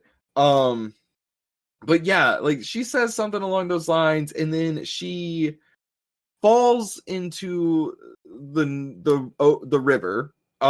She's saving a person's life from a car, and she gets in to the vehicle, and the car falls off the bridge, and she seemingly drowns. And in this drowned state, she sees all these webs and like weird stringy crap. She sees a giant S like LED sign. We briefly hear Toxic by Britney Spears playing, all this sort of stuff. And she's like, whoa, like this is weird. And then she is brought back to life by Ben, who revives her and is like, listen, like your heart rate is like off the charts. Like you need to go to the hospital. And she's like, no, I'm fine. And I'm sitting here and it's like, girl, you probably went to school for this. Like you are a paramedic. Like you like what do you mean? I don't know. Cassie has no logic in this movie. She never like I don't know. I digress. I gotta move on. So Cassie's brought back to life. I think Cassie might be the single worst character in She all of is terrible. She is terrible. Every time that so I went and saw it with my buddy Ethan. And I don't know if Ethan's gonna listen to this podcast, but shout out to Ethan. We had a lot of fun seeing it. We did like the Willem Dafoe in Spider-Man 3 sort of stance image. It's a really fun thing. I might post it on Twitter. But like we both were like, we hated Dakota Johnson's character in this movie. She just doesn't know anything. And like she's not a good character. She kind of has the same sort of problem as like is it Bella in Twilight? Like a sort of nothing character. Which is hilarious because Dakota Johnson plays who was effectively Bella in 50 Shades of Grey. That's right. Anyways, so meanwhile, Ezekiel Sims keeps having this dream of 3 girls dressed as spider people murdering him. So he sleeps with this one lady that seems to be a part of like some security firm, and he secures like a card and poisons her and kills her in his bed. And he secures this like little card that he then gives to this lady that is unnamed. When you look her up on the cast list, it just says actress. I don't think that she got a name this whole movie. She is just the girl in the chair for Ezekiel Sims. And he has basically secured post 9/11 surveillance tech that like I don't think existed in 2003 to find these identities through de-aging tech that is better than like what we saw with like Carrie Fisher or like Mark Hamill in Star Wars. Like this is just like overpowered technology. And he discovers it's Maddie Franklin, Julia Cornwall, and Anya Corazon, who are all teenagers. And the only way that you can tell a difference that they're not teenagers in this like dream that he's having is that Maddie Franklin has different hair. And I think that's it. They all have like really cool looking suits that were just made for that like dream sequence and something at the end. And it just goes unused the rest of the movie, which is devastating. So he starts a manhunt trying to kill all 3. He has like these superpowers because he got bitten by this spider, but all he does is jump around. He doesn't do like any web whipping or anything. He doesn't have like, I would have thought since this like is a spider that's in like the Amazon rainforest, I kind of figured that like he would have organic webbing or something. Like I think that could have been like an interesting sort of like difference, but I digress. In this manhunt, Cassie is having these sort of future visions in which like she sees like a couple seconds ahead. Like she sees into the future that like her boss gets killed and then her boss gets killed. And like the editing of this movie really pissed me off because like the more that I think about it, the more confused that I was, and it kept playing this loud jump scare sound. Every time that it cut back to like reality, it would play this loud sound that made my heart skip a beat, and it was just very cheap. It was a very cheap noise. So he starts this manhunt trying to kill all 3 of these girls, and conveniently they all find themselves on the train line underground system in New York. And Cassie comes across them and is like, you guys need to get off the train. You're going to freaking die. I've had a vision. And everybody's like, this woman is crazy. And like, I'm sitting there and I'm like, yeah, she low-key is. Because like, she is like telling everybody to get off the train. And if you've ever, I showed Jarrett this video the other night. There's this video of this dude that's on like the New York train system, and he's pressing these buttons, and he's like, "Conductor, we have a problem. Conductor, we have a problem. Conductor, we have a problem." That's essentially Cassie's character in this moment. And everybody's like, "Yo, come on, man! Like, chill. Like, you got to calm down." Well, this guy starts murdering them, and like everybody thinks that Cassie is trying to kidnap these 3 girls. She ends up being on the news. Like everybody's like, this woman has gone insane. She's a paramedic and she's gone mad. So the police are trying to hunt Cassie and these 3 girls. Ezekiel Sims is trying to hunt Cassie and these 3 girls. So Cassie steals a taxi cab, removes the license numbers from the taxi cab, and drives them into the forest and leaves them there. She's like, I got to go back in town for something, which is like to get the notes that her mother wrote about the Amazon rainforest and these spiders. So she goes back and she's like, I'll be back in 4 hours. This movie takes place over the course of like a week and a half. So she goes back to her house. She secures these things. And while she's there, she's just left these girls with like a bag of beef jerky and like half a bag of Doritos that was inside of the like taxi cab. And she keeps having these visions of the girls' deaths. And the girls go to this diner, and in this diner, it's playing Toxic by Britney Spears, which is an absolute bloody banger. Admittedly, a good song. It's such a good song, and there's like a fun little dance sequence. And then when like, so during the future vision shit that like keeps happening, Ezekiel Sims comes in and kills them. And in the background, it's like, to the taste of your lips, I'm on a run. You're toxic. And I'm like, oh my gosh, this is a banger. Like, that was like the one moment of this movie that I was like, I'm loving this. Like, I'm having so much fun. And then it cuts back to Cassie. And Cassie, like, slams another vehicle. She crashes 3 cars in this movie. So she slams a vehicle through the diner door, hits Ezekiel Sims, and knocks him out for a moment. And, like, they're able to escape.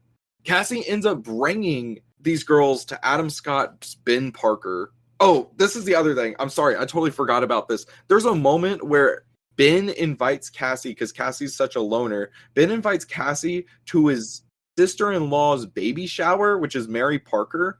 And, like, he's going to be the soon-to-be uncle. And Cassie's like hanging out with the sister, and they're like, so what's the name predictions? And everybody's like tossing out these names, like, oh, it's going to be Richard Jr. and stuff. And like, she's like, oh, well, I got a son. The name of my kid is going to be. And then like, they just don't say it. And they keep playing with us like this. Like The same thing when Ben is talking about like, I'm seeing somebody new. Yeah. And she says, "Oh, what's his name? What's her name?" And he just smiles. Yeah, like he doesn't say it. Doesn't say and it. she like, just goes, "Oh, it's with serious." Then it's like, why don't, if you're committing to it, just say it. I don't understand. Yeah, stop playing with us like this, man. So Cassie is like, Cassie drops off these 3 girls at Ben's house. Oh yeah, wait, I was still talking about that baby shower thing. She kills the vibe. I hate her. I hate her. I hate her so much. I was like, I just hate her so much. I hate her because she's like there, and they're like talking about like, oh, what's your father's habits and stuff. And she's like, I never had a father. And then it's like, what's the scariest thing about being a mother? And like everybody's saying like, oh man, changing dirty diapers and stuff. She goes, well, my mother died when she gave birth to me. Stop, you Jimmy Neutron bitch. Like I don't like it's like I get so frustrated thinking about this, like, because it's like, oh my god, she is such an asshole for no reason. She is such an asshole. So what's the unlikability of Michael Morbius at the beginning of that movie? To shame. Exactly, dude. Exactly, and she doesn't have heart. Michael just has like social. He just doesn't understand like social customs sometimes, and is like very saying that Cassandra Webb doesn't understand social cues and like being in like social situations is an understatement. Yeah, Understatement of the century. Michael Morbius is just kind of like the misunderstood genius cliche where he just is kind of above like social interaction. Cassie Webb is just a sociopath. she is so aloof and like above it all, and like is just so sociopathic and mean, like just a very mean-spirited woman. And having like these powers to see in the future makes her even worse. Anyways, so All right, what happens next? Yeah, Adam Scott is like the only sane person in this entire thing. Ben is like this normal ass dude, and like I love him. Every time that I see him, I was like, oh yes, Ben. So Cassie drops off these 3 girls, and she's like, I'm gonna go to Peru. And like Ben's like, what? Just the other week you died. Like you died for like a couple seconds. And she's like, I'm going to Peru. Bye. And she gets on a plane and flies to Peru, which, you know, I flew to England, and that's about an 8-hour flight. I would assume that Peru is probably the same thing, of like, it's about 8-9 hours. When she gets to Peru, she goes and hangs out in the rainforest, and she's like reading her little diary. And then the Las Arañas come down. And these, like, the only way that I can describe this like native tribe of Amazonian people is the Raimi suit if it was just painted on a naked body, and then like they just threw rope at them and was like, put this on. Like it's like it looks really bad. And like I don't know how we would design a Spider-Man suit. Noah has he makes Lego minifigures, so he might he could possibly design the SPUMM Spider-Man suit. But like, yeah, I also draw other things. Yes, he also draws other things. He is very. If you're a Lego guy, follow Noah R on Yeah, YouTube. you need to follow Noah. He does a lot of posted anything in like 6 months, but yes, follow him on Instagram because he does a lot of cool stuff there too. He is the most famous one out of all of us. Thank you. So I'm a niche internet micro celebrity. So, but my point is, when we get a Spider-Man in this universe, he is committing cultural appropriation. Like he is doing something, like he is doing something flat out, like there's gonna have to be at least a joke or something. Like I don't know, we'll have to think about it. But anyways, so Cassie is taken by this guy that's like, oh, I gave birth to you, or like, well, wait, I helped your mother give birth. And she's like, what the hell are you? You have not aged a single day in your life. So he's like, yes, I'm like an immortal dude. Like, I don't know. Like, it's weird. He takes her to this like pool of spider juice or whatever, and is like, take a bath, like get in this pool. And like, so she gets into the pool and she enters into that world again where it's all the webs and stuff. And he's basically explaining, he's lore dumping. He's like, you were imbued with a certain ability to see into the future because your mother gave birth to you while she was dying, and like you were bitten by this spider, and like all this stuff. And she's like, okay, cool. And she's like, why does my mother hate me so much? Which is like, no, your mother died when she gave birth to you. And then we see this flashback in which like essentially we learned that the mother went down to the Amazon rainforest to save her child because she had a muscular disease. And like there's this moment, something was wrong with her muscle DNA. Something was wrong with her muscle DNA. So we see Constance Webb, and she's talking to a doctor, and the doctor's like, your daughter is going to have a muscle disease. And she goes, like, Dakota Johnson in the most like bland voice ever goes, but I don't have a muscular disease. And it's like, okay, thanks. Like, like you do not like this could have been like implied. I don't know. So she comes out of it, and he's like, you are now able to control your future vision. Look into the future, Cassie. And she's like, I see those girls dying. I got to go back. So she flies back to New York City. And conveniently during this moment, Mary Parker is about to give birth to her child, which is named. And then they get into a car and they start driving. And Ezekiel Sims is jumping from like ceiling to ceiling to ceiling, like attacking these girls. Somehow Cassie is able to steal an ambulance, car number 3, and she drives through like a car park, and Ezekiel Sims is on top of the car that has the 3 girls in it, and he sees the ambulance and he jumps in the air and the ambulance just hits him directly. Like he jumps to hit the car. And so he hits the car and Ben's like, whoa, like this is crazy. And like, it's like, why are you accepting this as just fact, Ben? Like, why are you just handling this? Like there's nothing wrong with this whole Bro's just situation. along for the ride. Yeah, he's just living. And I love Adam Scott in this movie. So much so that I cannot wait to announce the project that I'm doing. So Cassie is now, eventually they get to the PepsiCo factory that's just conveniently in New York City that's near the hospital. I don't even know what happens in between these two moments, but somehow Ben and Mary go their separate ways from Cassie and the three girls. And they go, like, Mary goes to give birth, and Cassie has to now fight Ezekiel Sims with the three girls. None of these girls have superpowers, by the way.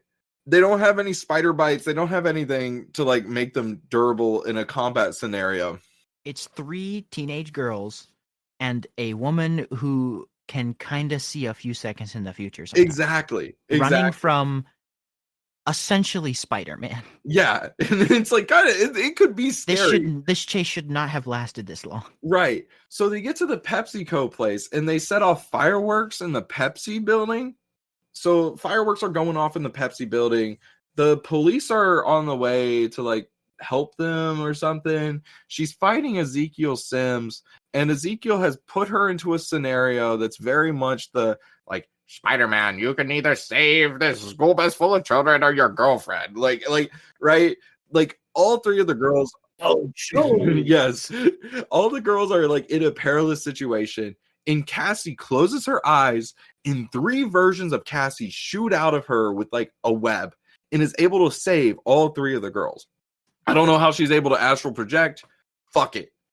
What did the guy in Peru say is probably the thing that made me the most angry in this entire movie was when you take on that responsibility, great power will come. Yes. And I actively like out loud to myself, shut the fuck up. Yeah. I was like, are you serious? I said the exact same thing. I was like, oh my God. There was this guy in front of me at the theater that was breathing so damn loud. Sorry, that's like a side comment. But like, it was yeah, Sweeney. if you're listening to this call, dude in front of me at the movie theater, stop breathing so hard. Anyways, so Bro is really excited to talk about Madam Web. It's crazy. So Cassie eventually is able to defeat Ezekiel Sims by crushing him with the PepsiCo sign, which, if you remember from the flashback, I mentioned this, there was an LED light of an S. He does not get crushed by the S. I think he gets crushed by the P. So, nice Chekhov's gun, asshole. So, like, so Cassie also falls, and when she falls, it was Chekhov's misfire. So when Cassie falls into the water, a firework just blasts right into her face and blinds her.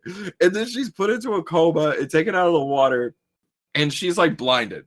So we cut, and like she's in recovery and she's blinded and her eyes are closed. I'm like, my camera's not on, but I'm sitting exactly like Cassie did, which is just like sitting straight up, eyes like wrapped around with like a bandana, and like everybody's like, so how you doing? And she goes, well, I can't see now. And it's like, oh my God. Even when you're like, you know, she's being yeah, cheeky stop about being so like, I would be devastated. I'd be crying if I looked like that now, bruh. Like it. So anyways, so I'm like fumbling over my words because I'm getting so pissed. So Cassie is blinded, and somehow she's also conveniently paralyzed now. Like she's wheelchair bound. She's talking. She's like, how's Ben and Mary? And like Sydney Sweeney or Anya Corazon, like go dear. like, oh, he's an uncle now. And she goes, an uncle, all the fun, but none of the responsibility. And it's like, dog, stop. No, one of the girls says it's fun because he says it's fun because he's got all the fun and not the responsibility. Stop. And she goes, that's what he thinks. That's what he thinks. I about ripped the arm off my Oh my seat. gosh, dude, it's so frustrating. I hate when movies do this stupid cheeky crap. So Dude, I went with a buddy of mine from college to see this movie, and every once in a while I would just glare at him because it was his idea to go, and I was like, I don't feel. And he was like, you know what? Sure, I'll go. Every once in a while I would just kind of glare at him, and he started mumbling to me. He's like, it's not that bad.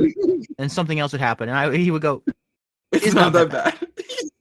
and then something else would happen, and he would go, it's not that bad. And then she walks back into the diner and just has like a vision of talking to him, but it's not an actual scene. Oh my god, how did I forget about that? And I glare at him again, and he goes, okay. And then like something else happens later. Like the third time she hits Spider-Man with a car, evil Spider-Man with a car, and he goes, it's not that bad. And then by the end, when she goes, that's what he thinks. I glare at him a final time, and he goes, all right, that was pretty bad. This is pretty bad. This is pretty bad. A full character arc. And then the full like costume yes. shot. So at the end of the movie, there's this whole monologue, and she's saying all this stuff of like the future is bright, but the future is also unknown. But you can't really get a feel for the future until the future happens, and like whatever happens, it's not made yet, and that's the best thing about the future. And like we then see all the characters in their costumes again. It's assumed that it's a couple years in the future. And Cassie is able to astral project herself miles away in New York. So we can assume that there's a Spider-Man, right, on account of Morbius.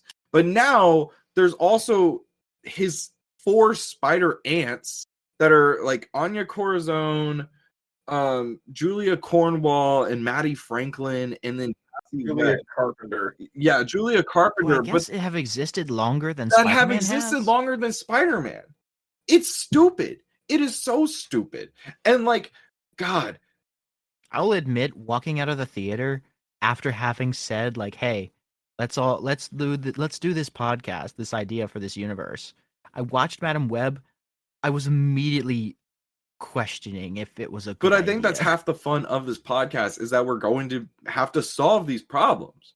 Like, this was a terrible move. Because these are problems. Like, my initial pitch to you guys was that this movie was so self-contained and like in the past that we could outright ignore it. I was like, we can just ignore it, guys. Like, we don't have to. Like, we don't have to acknowledge this movie if we don't want to.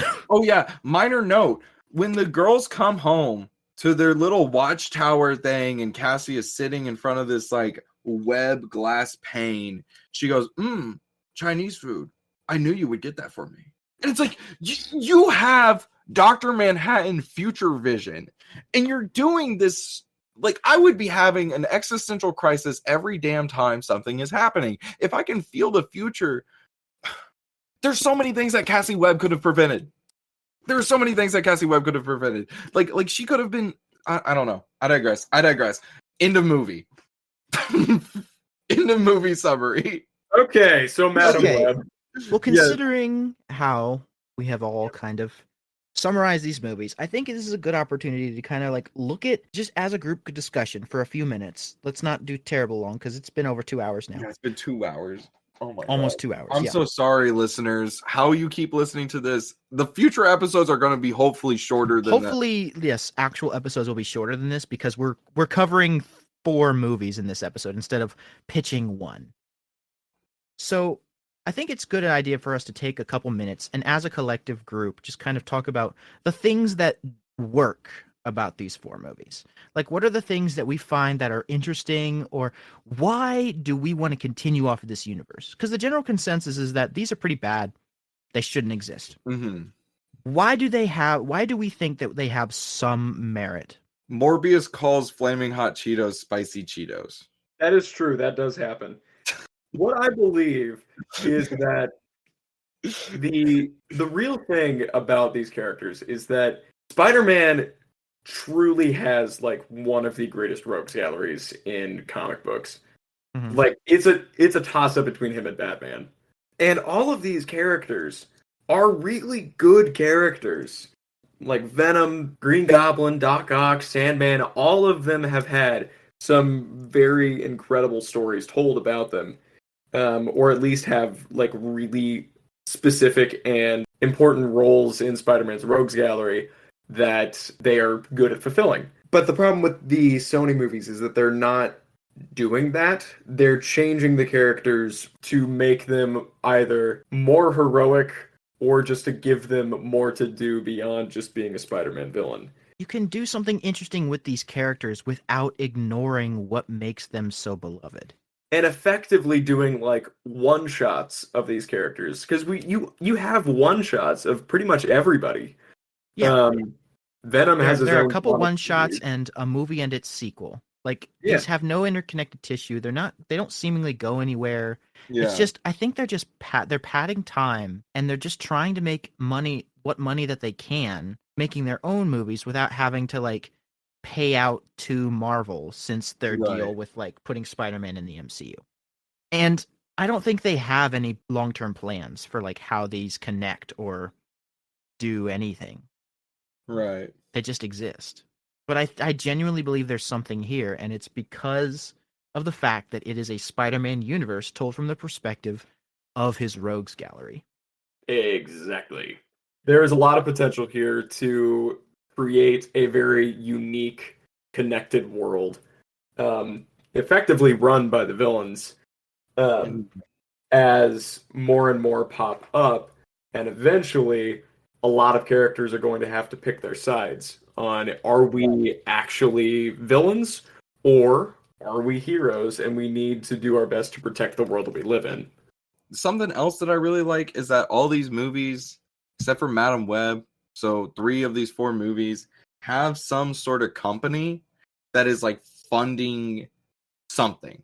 So like there's a Life Foundation in the first one. The second one has the sort of asylum that's also connected to something else. And Because then, they are able to house metahumans or mutants. yeah, and then there's like in Morbius, like, you know, Morbius gets his funding through a certain company, and Milo. Yeah, through Milo. Like, where did Milo get his money from? Exactly. And so like we don't really want to spoil what this is, but we have an explanation behind this that'll We probably, have ideas. Yeah. I think Jarrett's pitch is going to explain that some. Yeah. And with that, we should kind of get into what our immediate plans are for the next few episodes. Right. Yeah. So We won't give you our full phase 1 slate yet because besides our pitches, there is also Kraven and Venom 3 to contend with, which we will kind of do episodes on about like the first half will be what we expect it to be, and then we'll all go see it, and then the second half of that episode will be recorded later, explaining like what happens, what we liked, again what we liked, what we didn't, It'll and be what we kind of think we similar could to this expand episode, on. but hopefully shorter than this episode. Yes. Yeah. Yes. Definitely shorten this episode. Please, for the love of God. Because again, I'm looking at the we're clock here, compressing I gotta 4 take movies a down into one discussion in this episode. So Yeah. it was either making 3 separate videos that nobody would want to watch, or making one slightly bigger one that would hopefully be able to catch us up to speed as quick as possible. Yeah. And so our first couple episodes will be kind of self-contained, a little like the Venom, like Morbius and all of this has been, but we will be leading into a far greater connectivity as we go on. So I think what we can do is we can go around in a circle in the order that we've already previously discussed and go talk about what each of our first projects is going to be. Jarrett, start us off. Kicking us off, we have my pitch for a Dr. Octopus film. We have avoided bigger main villains up to this point, save for Venom. Mm-hmm. I think it's time that we actually try to incorporate some of these bigger characters because, as we've discussed, to avoid the red tape, we want to just commit to the idea that every character that has appeared in a Spider-Man comic is fair game. Mm-hmm. And so this will get us a big character. It'll what tie I would say up is probably like the second of the big 3. Yeah, and it'll establish a new character, obviously. It will sort of tie some loose threads together from a couple of the movies that have already happened and sort of imply a direction for the future. So, our first project will be Darren Aronofsky's Dr. Octopus, starring Jake Gyllenhaal. I'm so excited. Oh, I'm so excited. And I your was first not pitch aware. is you're exactly. Noah was not aware of that. And I initially had different ideas for casting, but we talked about, and I talked about this earlier in the episode, but Sony doesn't really go for actors who look the part No. necessarily. They go for big names that have recently had a big hit to try and put butts in seats. Sony's all about like putting in the characters and the actors and the writers necessary who can put butts in seats and have a track record for that. Jake Gyllenhaal is right off the heels of Roadhouse. Roadhouse. He's a big name. He's already been in one of these. He's already been in one of these, ironically. He was in the MCU. So, I'm going to ask you guys a question. This will be the only thing I'll leave you with. We've got a director and a main lead actor. You guys remember the Batman? Yeah. Do you guys No. remember the Penguin from the Batman movie? Colin Farrell. New trailer released about a week ago. No. Yeah, big news. Do you guys remember seeing how crazy he looked in the makeup as the Penguin? He looks nothing like himself. He looks absurd, yeah. He completely becomes the character. Yeah. I want to put Jake Gyllenhaal in a crew cut and a fat suit. I am so hyped for this. I am so hyped for this. I am so hyped for this. And have it directed by the same guy who did The Whale, Black Swan, and Requiem for a Dream. This is gonna be so lit. Oh my gosh. This is going to be really crazy, and I am so hyped to put it to paper and have you guys experience it because I've got some crazy ideas. The best way I can compare this, I describe this to Peyton as the Sony Spider-Man universe's Joker. I'm so And hyped. you'll see what I mean by that as you watch the episode. I ought to know, Jarrett has only told me like a few very broad stroke ideas, Noah. And so like Yeah. that's all I know about it. So my project is a pseudo sequel to Madam Web. Disgusting. But the only character that's returning is Adam Scott's Ben Parker.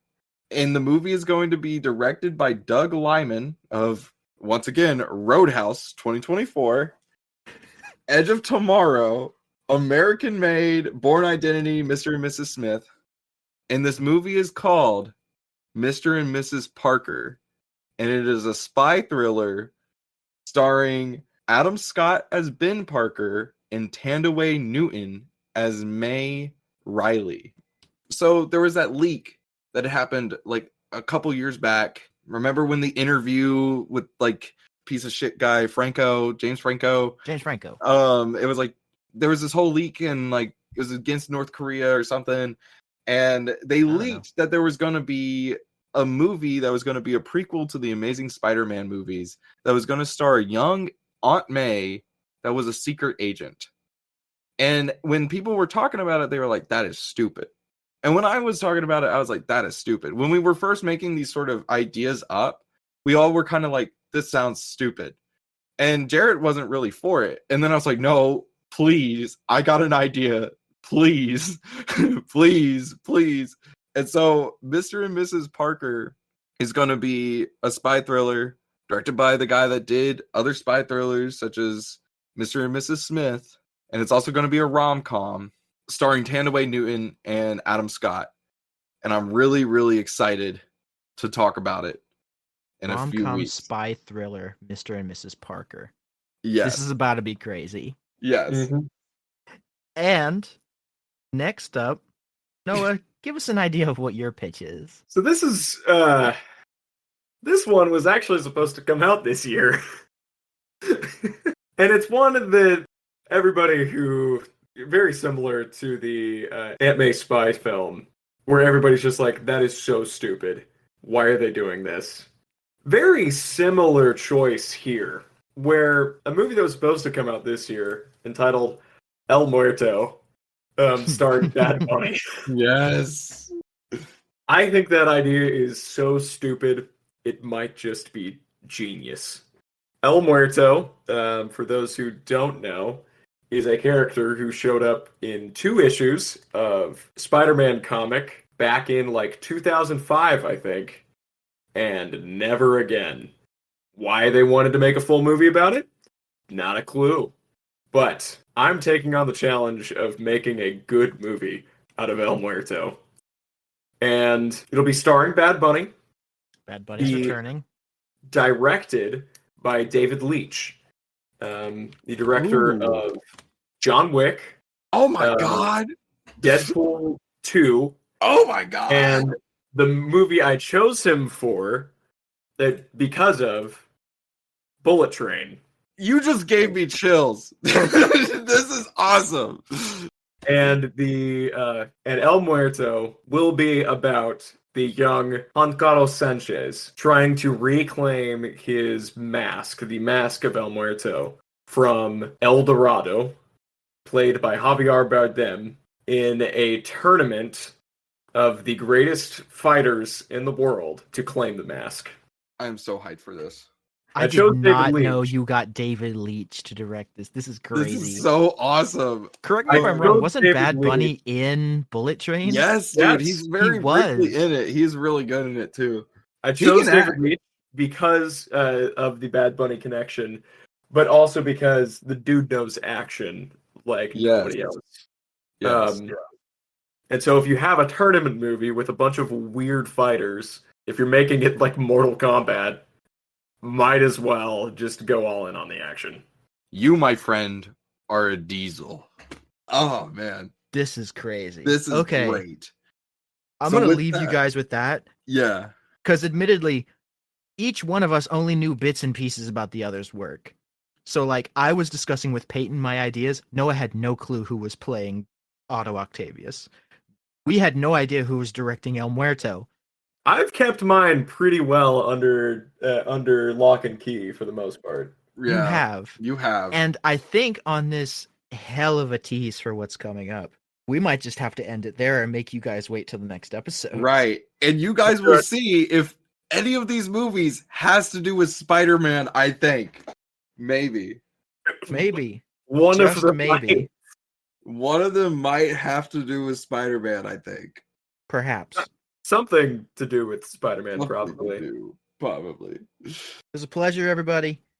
I'm so glad we finally recorded this. Yes, I'm so glad that we're getting started on this. I can't wait. And with that, y'all have a good one. yes. Cheers.